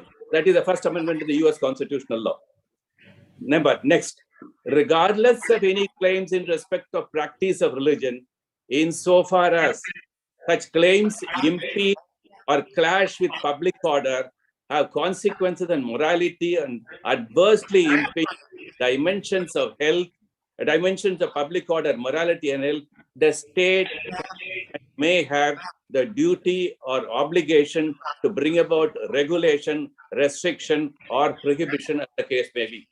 Therefore, this proposition is the right to equality, right to practice religion or propagate does not mean that either the state will enter into discussions on what constitutes religion, as long as whatever may constitute religion, as long as that constitution collides or there is a collision with public order, morality, and health, the state will come in. For the purpose of public order and morality and health to come in, the state need not necessarily inquire into what constitutes the essential practice and what is not essential. Whatever be your practice, the scope and extent of your practice, whatever be your assertion, the state will only say, your assertion insofar as there is a collision with public order, morality, and health, I will stop you. Therefore, Article 25 is very clear. Subject to public order, morality, and health, you have an equal right to propagate your religion and equality as far as conscience are concerned. The other debates, as I said, about the context of Hindu religious establishment legislation and certain other situations where rationality, reform, etc., which came in untouchability, they come under Article 25(2). In Article 25(2), when the state comes in for the purpose of regulating any economic, social, financial, or political activity or other secular activity connected to the religious practice, the state comes in under Article 25(2). That is where the regulatory power of the state comes in. So when the regulatory power comes in, the question as to whether you can regulate at all and what are you regulating? In that context of regulation and the competence to regulate and the extent of regulation, issues such as what is essential practice and what is not, what is integral and what is not, all those questions come in. But as far as 25(1) is concerned, the dimensions of Article 25(2) for the purpose of regulation, etc., does not enter into the domain of Article 25(1) at all. They stand in a different footing altogether. Otherwise, Article 25(1) could have begun with not subject to public order, morality, and health as the state may enact under a law. Then we get into a different dimension. So Article 25 does not even say the state need to enact a law under 25 for the purpose of bringing in public order. Your Lordship knows public order is entry 1 in state list. Public order is entry 1 in the state list, and it is essentially so because in the federal sector discipline, it is states who have to maintain public order. And as long ago said in 1955 in Rai Sahib Ramjavaya Kapoor, the whole extent of the executive power of the state under Article 162 is not only coextensive with the legislative power, but it enters into a wide range of dimensions of governance. All those wide range of dimensions of governance, going back to 100 years, let us say, governance would have been a different task. Parliamentary system of government in England would have been a different issue altogether. The growth of administrative law in England focused on an unwritten constitution. But today, with the constitution, rule of law, democracy, pluralism, and globalization, and the merger of a wide range of global values in law, technology, science, etc., governance becomes a very difficult, complex subject. That's why I just want to read out one a very interesting passage. I'll share it with Lordship in a book on administrative law in US, about the expertise and science in bureaucratic life. The author makes very important, pertinent observation. Let me read it. To be sure, the attractive claim of bureaucracy is that it permits the mobilization of appropriate and specialized experts to whatever task is at hand. This suggests the image of an automobile assembly line or well-organized warehouse of parts. The organization provides just the right gizmo at just the right moment for every task within mission. But of course, the subtle problems of modern policy making are more akin to automobile design or composition of a symphony. Very beautifully put. The artistry is in the complete vision and in the integration of the subsidiary skills. No natural law assures us that a collection of skilled musicians will produce a beautiful music. And no natural law of management assures us that a collection of experts will produce worthy administration. So therefore, the contemporary governance with all its challenges. So as long as broad principles of governance and adherence to rule of law is kept in mind by the government, the court will be very slow to interfere in matters like this. Therefore, Article 25 being so clear, all those case law being cited under Article 25(2) or dimensions of rationality, reform, whichever religion. The last submission about dignity and freedom of expression. I just want to digress for a few minutes. Now, there are different thoughts. I was just reading a book on expression of identity by Muslim women in India. 2 illustrations are given by this author. They go to Lucknow and then talk to 2 well-established women in the Islamic religion and how they have tried to navigate their problems with orthodoxy. I'll share all that with you. Why I wanted to bring this is, when you talk of, you are right under Article 19(1)(a), ordinarily we understand. I'm not going into those details. Ordinarily we understand it is self-expression. In the Association of Democratic Reforms case and the PUCL case, the voting Supreme Court said a form of expression. So expression can be art, painting, music, any form with the human mind or the human soul would like to aspire to express. And what are those expressions? Freedom, liberty, and to promote values better, which will better and advance, like Tagore talked in his verse 32 in Gitanjali, where there is no domestic walls will not be there, in the world of freedom, let my countryman away. All that great exhortation, that's where freedom of expression comes in. Freedom of expression does not go to the dark ages. We want to go ahead, not to go back. I'm not even belittling what is said in the Holy Quran. That I am nobody to say that. I think no one should do that at all. It is a holy book, and people want to practice that holy book, and then they must practice it. They must have all the freedom and enabled by the state to practice that. But when you enter into a public space, which is a qualified public space, I say therefore, unlike several public spaces, school is a qualified public space. It has its own dimensions. So to compare it to any other public space, a home or a mosque or a place of worship or a place of entertainment, is completely misconceived. So every public space will have its own dimensions, unique features, and public order, therefore, will therefore be as relevant to the particular public space will be looked into. That's how public order will have to be seen, not in a generic sense, not in an abstract sense. And you also know several judgments of the Supreme Court on public order, both in the context of the legislative competence and otherwise, I've said it has got an expansive meaning. The context will probably color the meaning. So therefore, the context here is a very special, unique public space called the school. Let us not, for the purpose of enabling the practice of religion, whatever be the dimension of that practice, let us not for any moment enter into diluting the vibrance and the importance and the insulation of the public space from intrusion by any extraneous elements.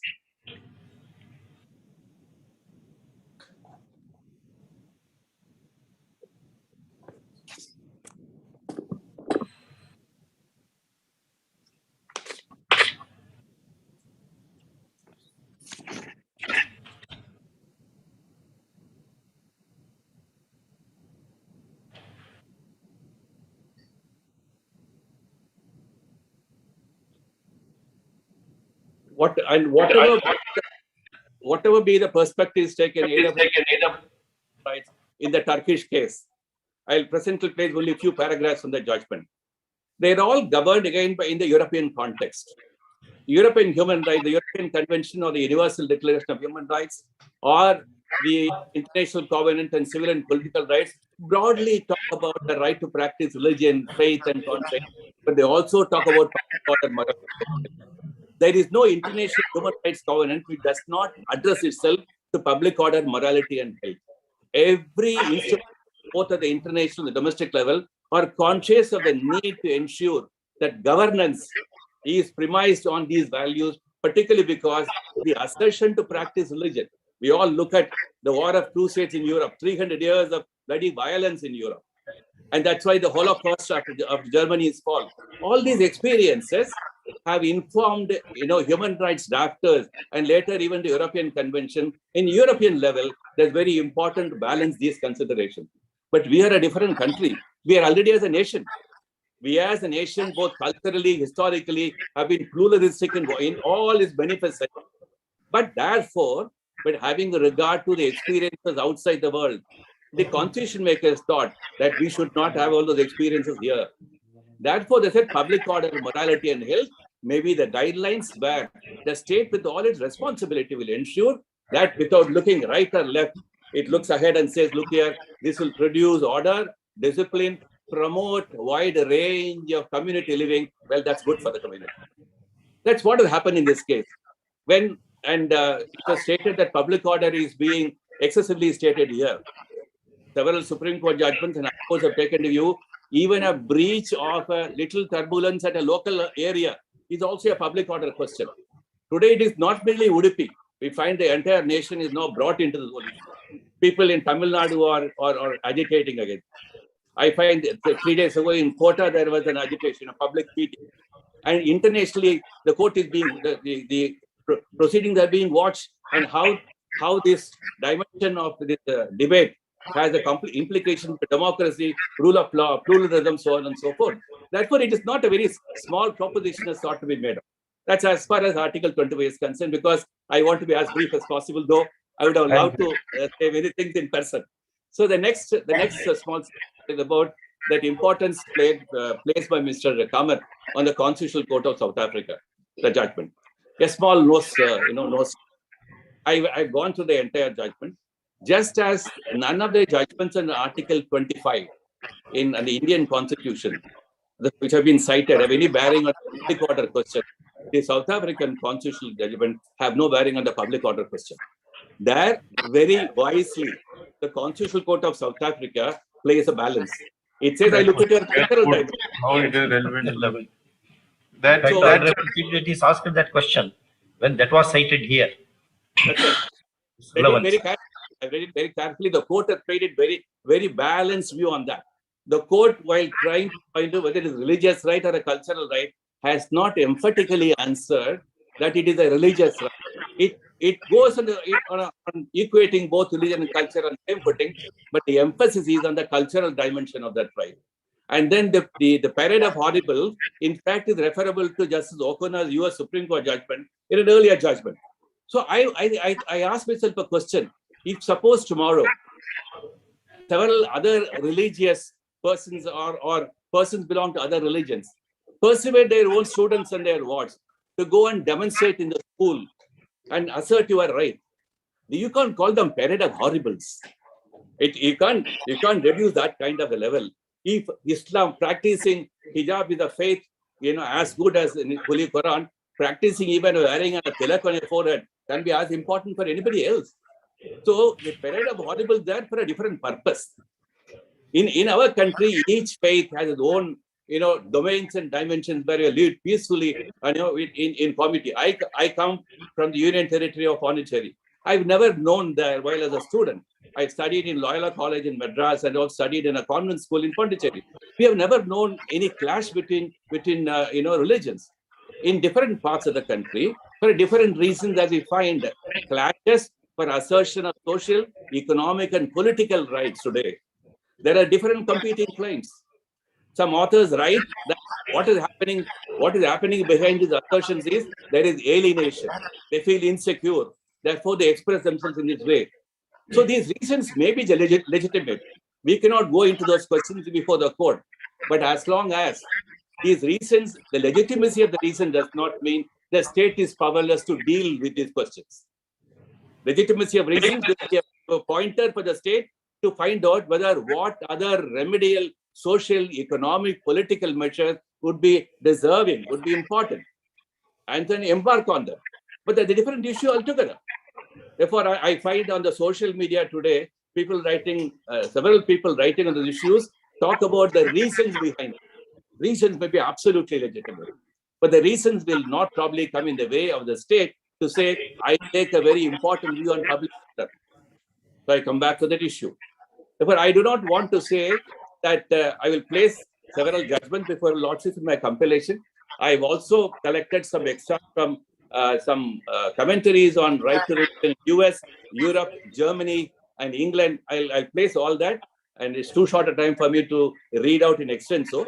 But in sum and substance, I find that unless in the same constitutional or legal context, or unless in the same context where a framework of law is common and similar, and facts are similar, and reasoning is also based on similar facts, then one can understand, as long as that is not there, to borrow a judgment from a foreign jurisdiction and to apply it will be problematic.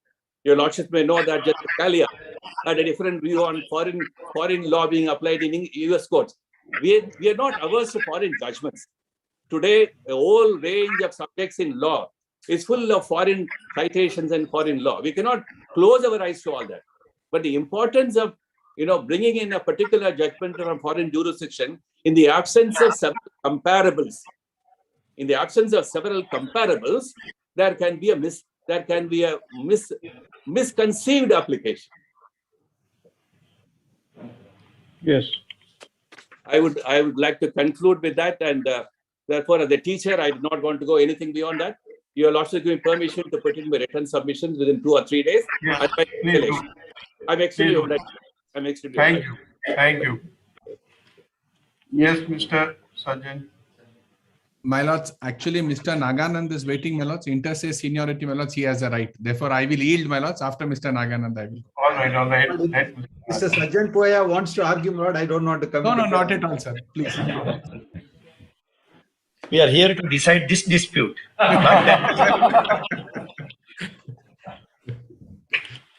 Lord, there has been a exhilarating debate, and I can, Lord, fathom the extent of study, reflection that your Lordships will not have to indulge in before coming to a conclusion in this case.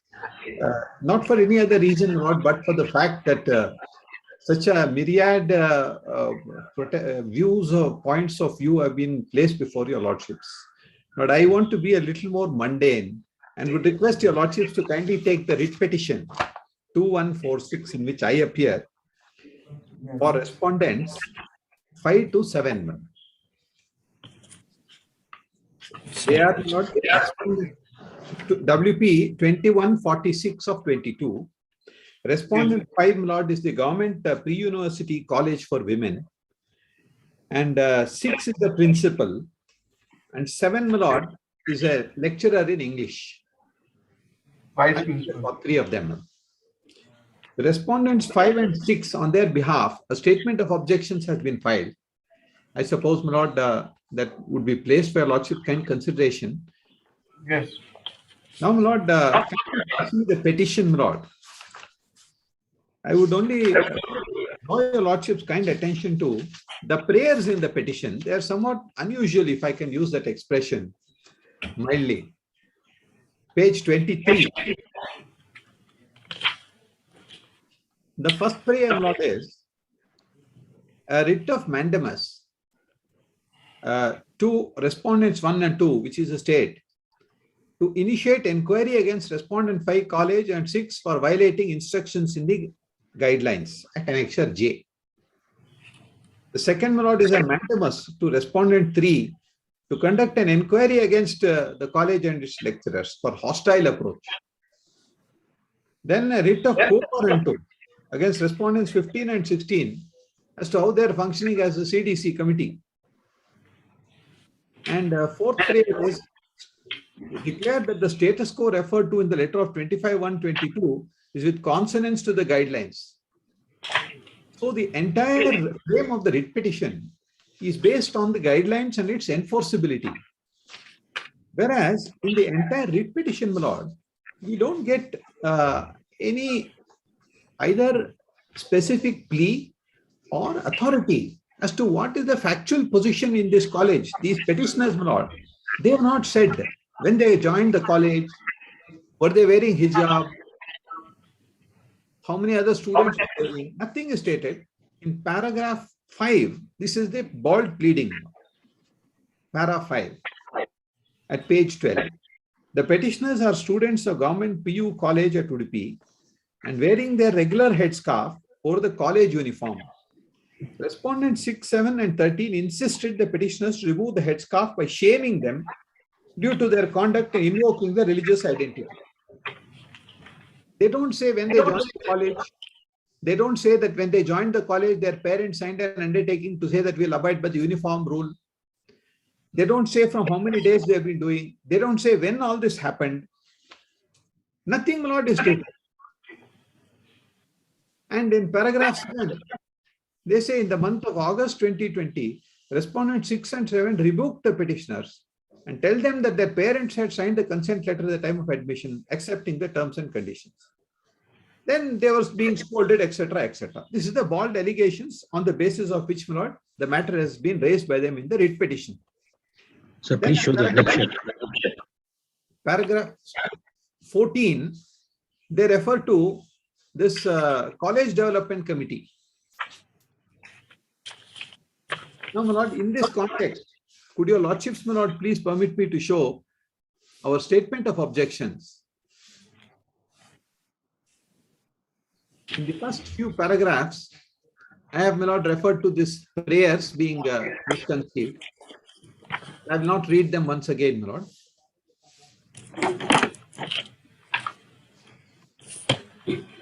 Paragraph 7, Lord. This is now a factual issue on which the court is now called upon to decide. Para 7. It is submitted. It has now page 3, para 7. It is submitted that girl students of the petitioners were not in the habit of wearing hijab previously. Lord, if I can just pause. This is an entirely girls' college now. No boys are admitted here. However, please show the annexure, sir. Yes. However, occasionally, some parents of the Muslim girls used to inquire whether the wearing of hijab is permitted during the college study hours. Further, the parents of Muslim girls requesting for wearing of hijab request the principal and the teachers to ensure that their daughters are not involved in singing, dancing, music, and other extracurricular activities. Now, my lord, a different context is given now to the whole thing. I don't know if they mean that Muslim girls should not sing with their classmates. If national anthem is sung, they should not sing.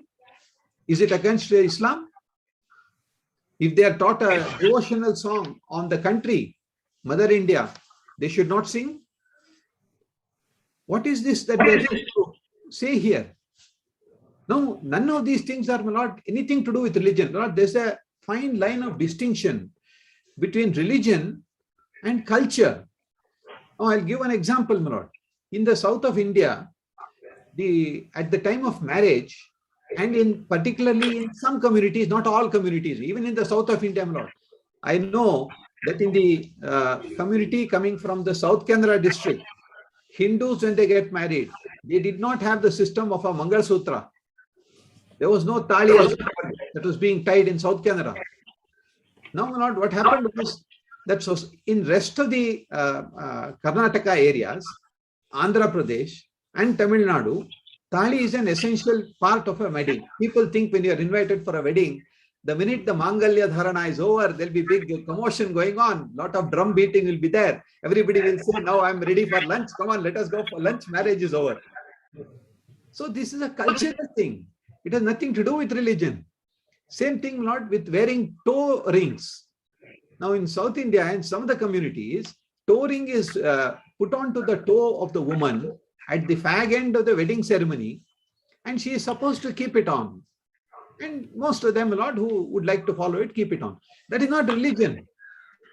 The Saptapadi, Lord, which is an essential rite to be performed in the wedding, as per Vedic scriptures, Rigveda and Yajurveda, both of them prescribe it. And the mantras are different, slightly different mantra. The oath is different, Lord, in Rigveda and in Yajurveda. So the Saptapadi is considered to be an essential feature of a rite to be performed for the marriage to get completed and sanctified. That has to be done in front of the Agni, which is established there. Now, in many other Hindu communities, this is not there. There's no concept of Saptapadi, especially among Bunds. The many other weddings that are celebrated, it's not there. So if one sect of a religion they choose to follow a particular procedure or a practice out of local conditions. Now, my lord, I was giving the example of South Canara Bunts, my lord, coming from the Bunt community. Many of them have gone and settled, my lord, in Maharashtra, in Bangalore, and all the other parts of the world. So now, if you go to a Bunt wedding in Bombay, you will surely see that there is a Mangalya Dharana that takes place. Same thing in Bangalore also, because they've integrated to this culture that is here. Another aspect, my lord, among the Christian weddings, if your lordship should go to a Roman Catholic wedding, the girl and the girl does not wear any angavastram or any cloth above her shoulder. This is a typical cultural practice that is there among the Hindu weddings. All the Hindu weddings that we see, the bride is decorated, the bride wears nice clothes, wears something in her hair, and she never goes on to the wedding mandap without her shoulder being covered by one more vastra, or a sari. Now, the same practice is there in Kerala, in Christian weddings. Whereas the practice is not there among Christian weddings in Goa. It's not there in the Russian Orthodox Church. Now, my lord, what I'm trying to say is this, that there is a distinction between an essential religious practice and the cultural requirement which is attached to religion, practice of religion. Now, my lord, in the Rajasthani families of the royals, they have the parda system even today. The daughter-in-law does not come in front of the father-in-law. Her face is covered by a gungat. The father-in-law has never seen the daughter-in-law. This I know as a fact in many, many royal families. And they still continue to practice it. That means they're wearing a gungat all the time. Now, is that a religious practice? Wearing a headscarf, is it a religious practice? Or is it a cultural requirement that some people thought it was necessary?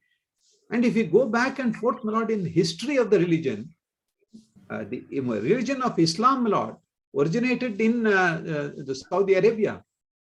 The conditions were harsh. The situation there was difficult. There were some essential religious features. For example, my lord, 5 times you have to pray. That's an essential feature of the religion. Now, my lord, we all know that in today's world, it is not possible for every Mohammedan to get up and stop whatever he or she is doing and go for prayer. Lord, among Hindus, my lord, just after Upanayanam, we are supposed to do Sandhya Vandana 3 times a day. Pratha Sandhya, Madhyanika, and Sayam. That means these 3 times we are supposed to do. Now, my lord, it is not physically possible. I'm arguing a case before your lordships at 12 o'clock in the afternoon.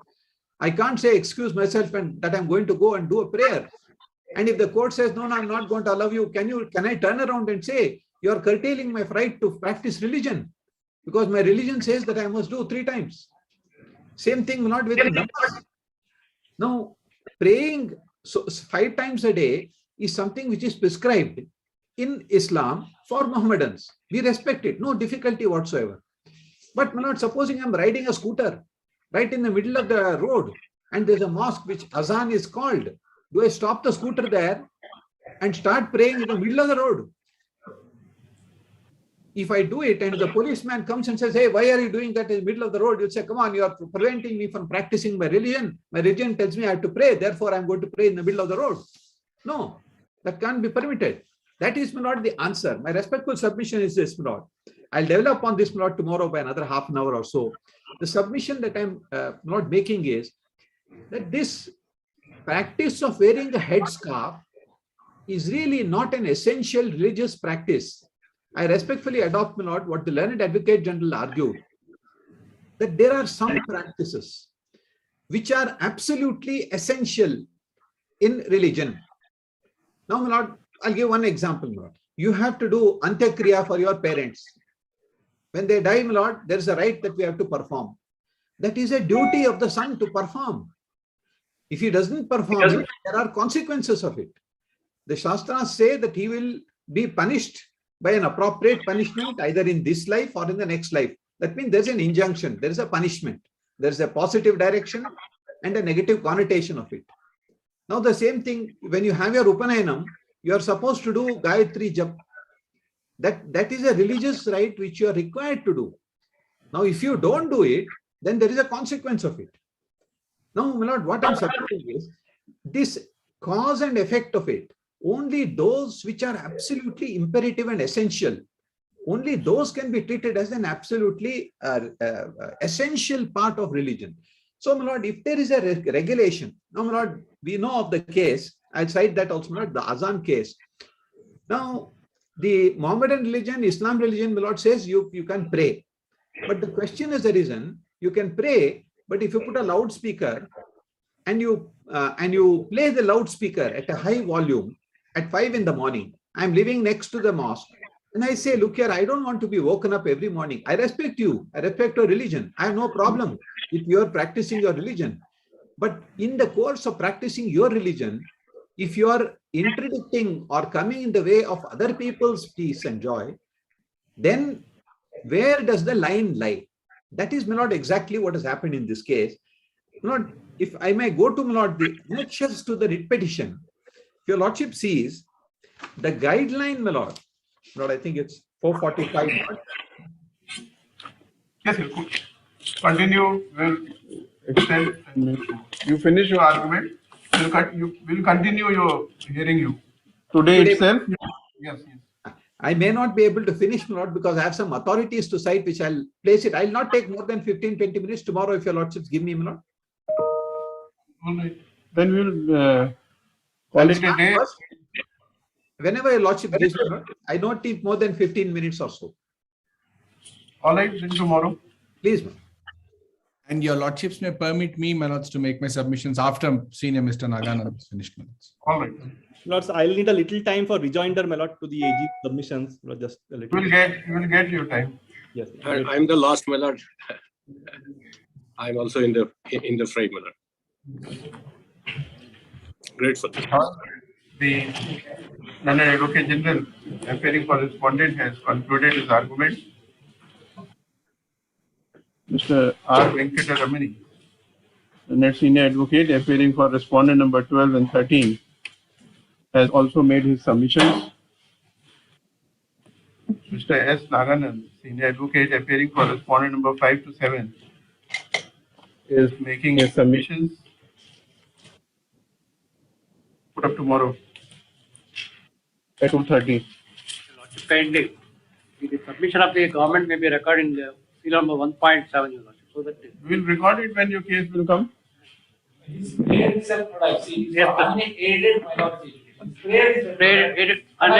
You can dispose of if you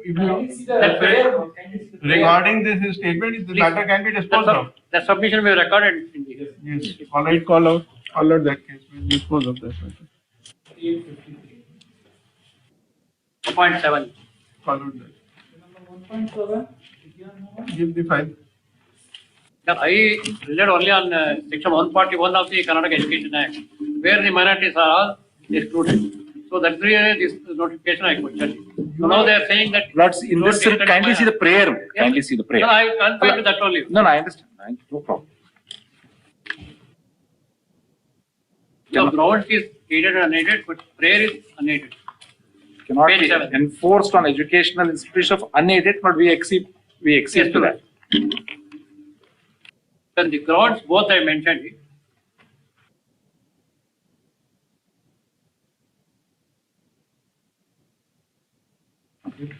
Main place.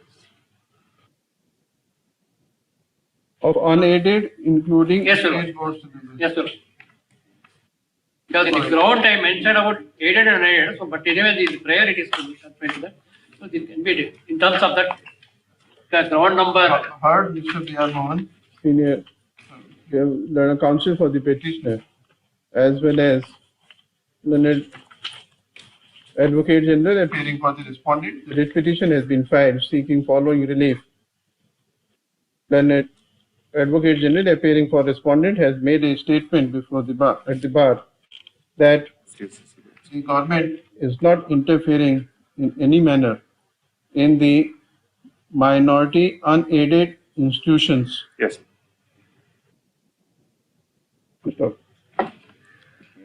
In view of above, we are of the considered view that nothing is required to be adjudicated in the matter.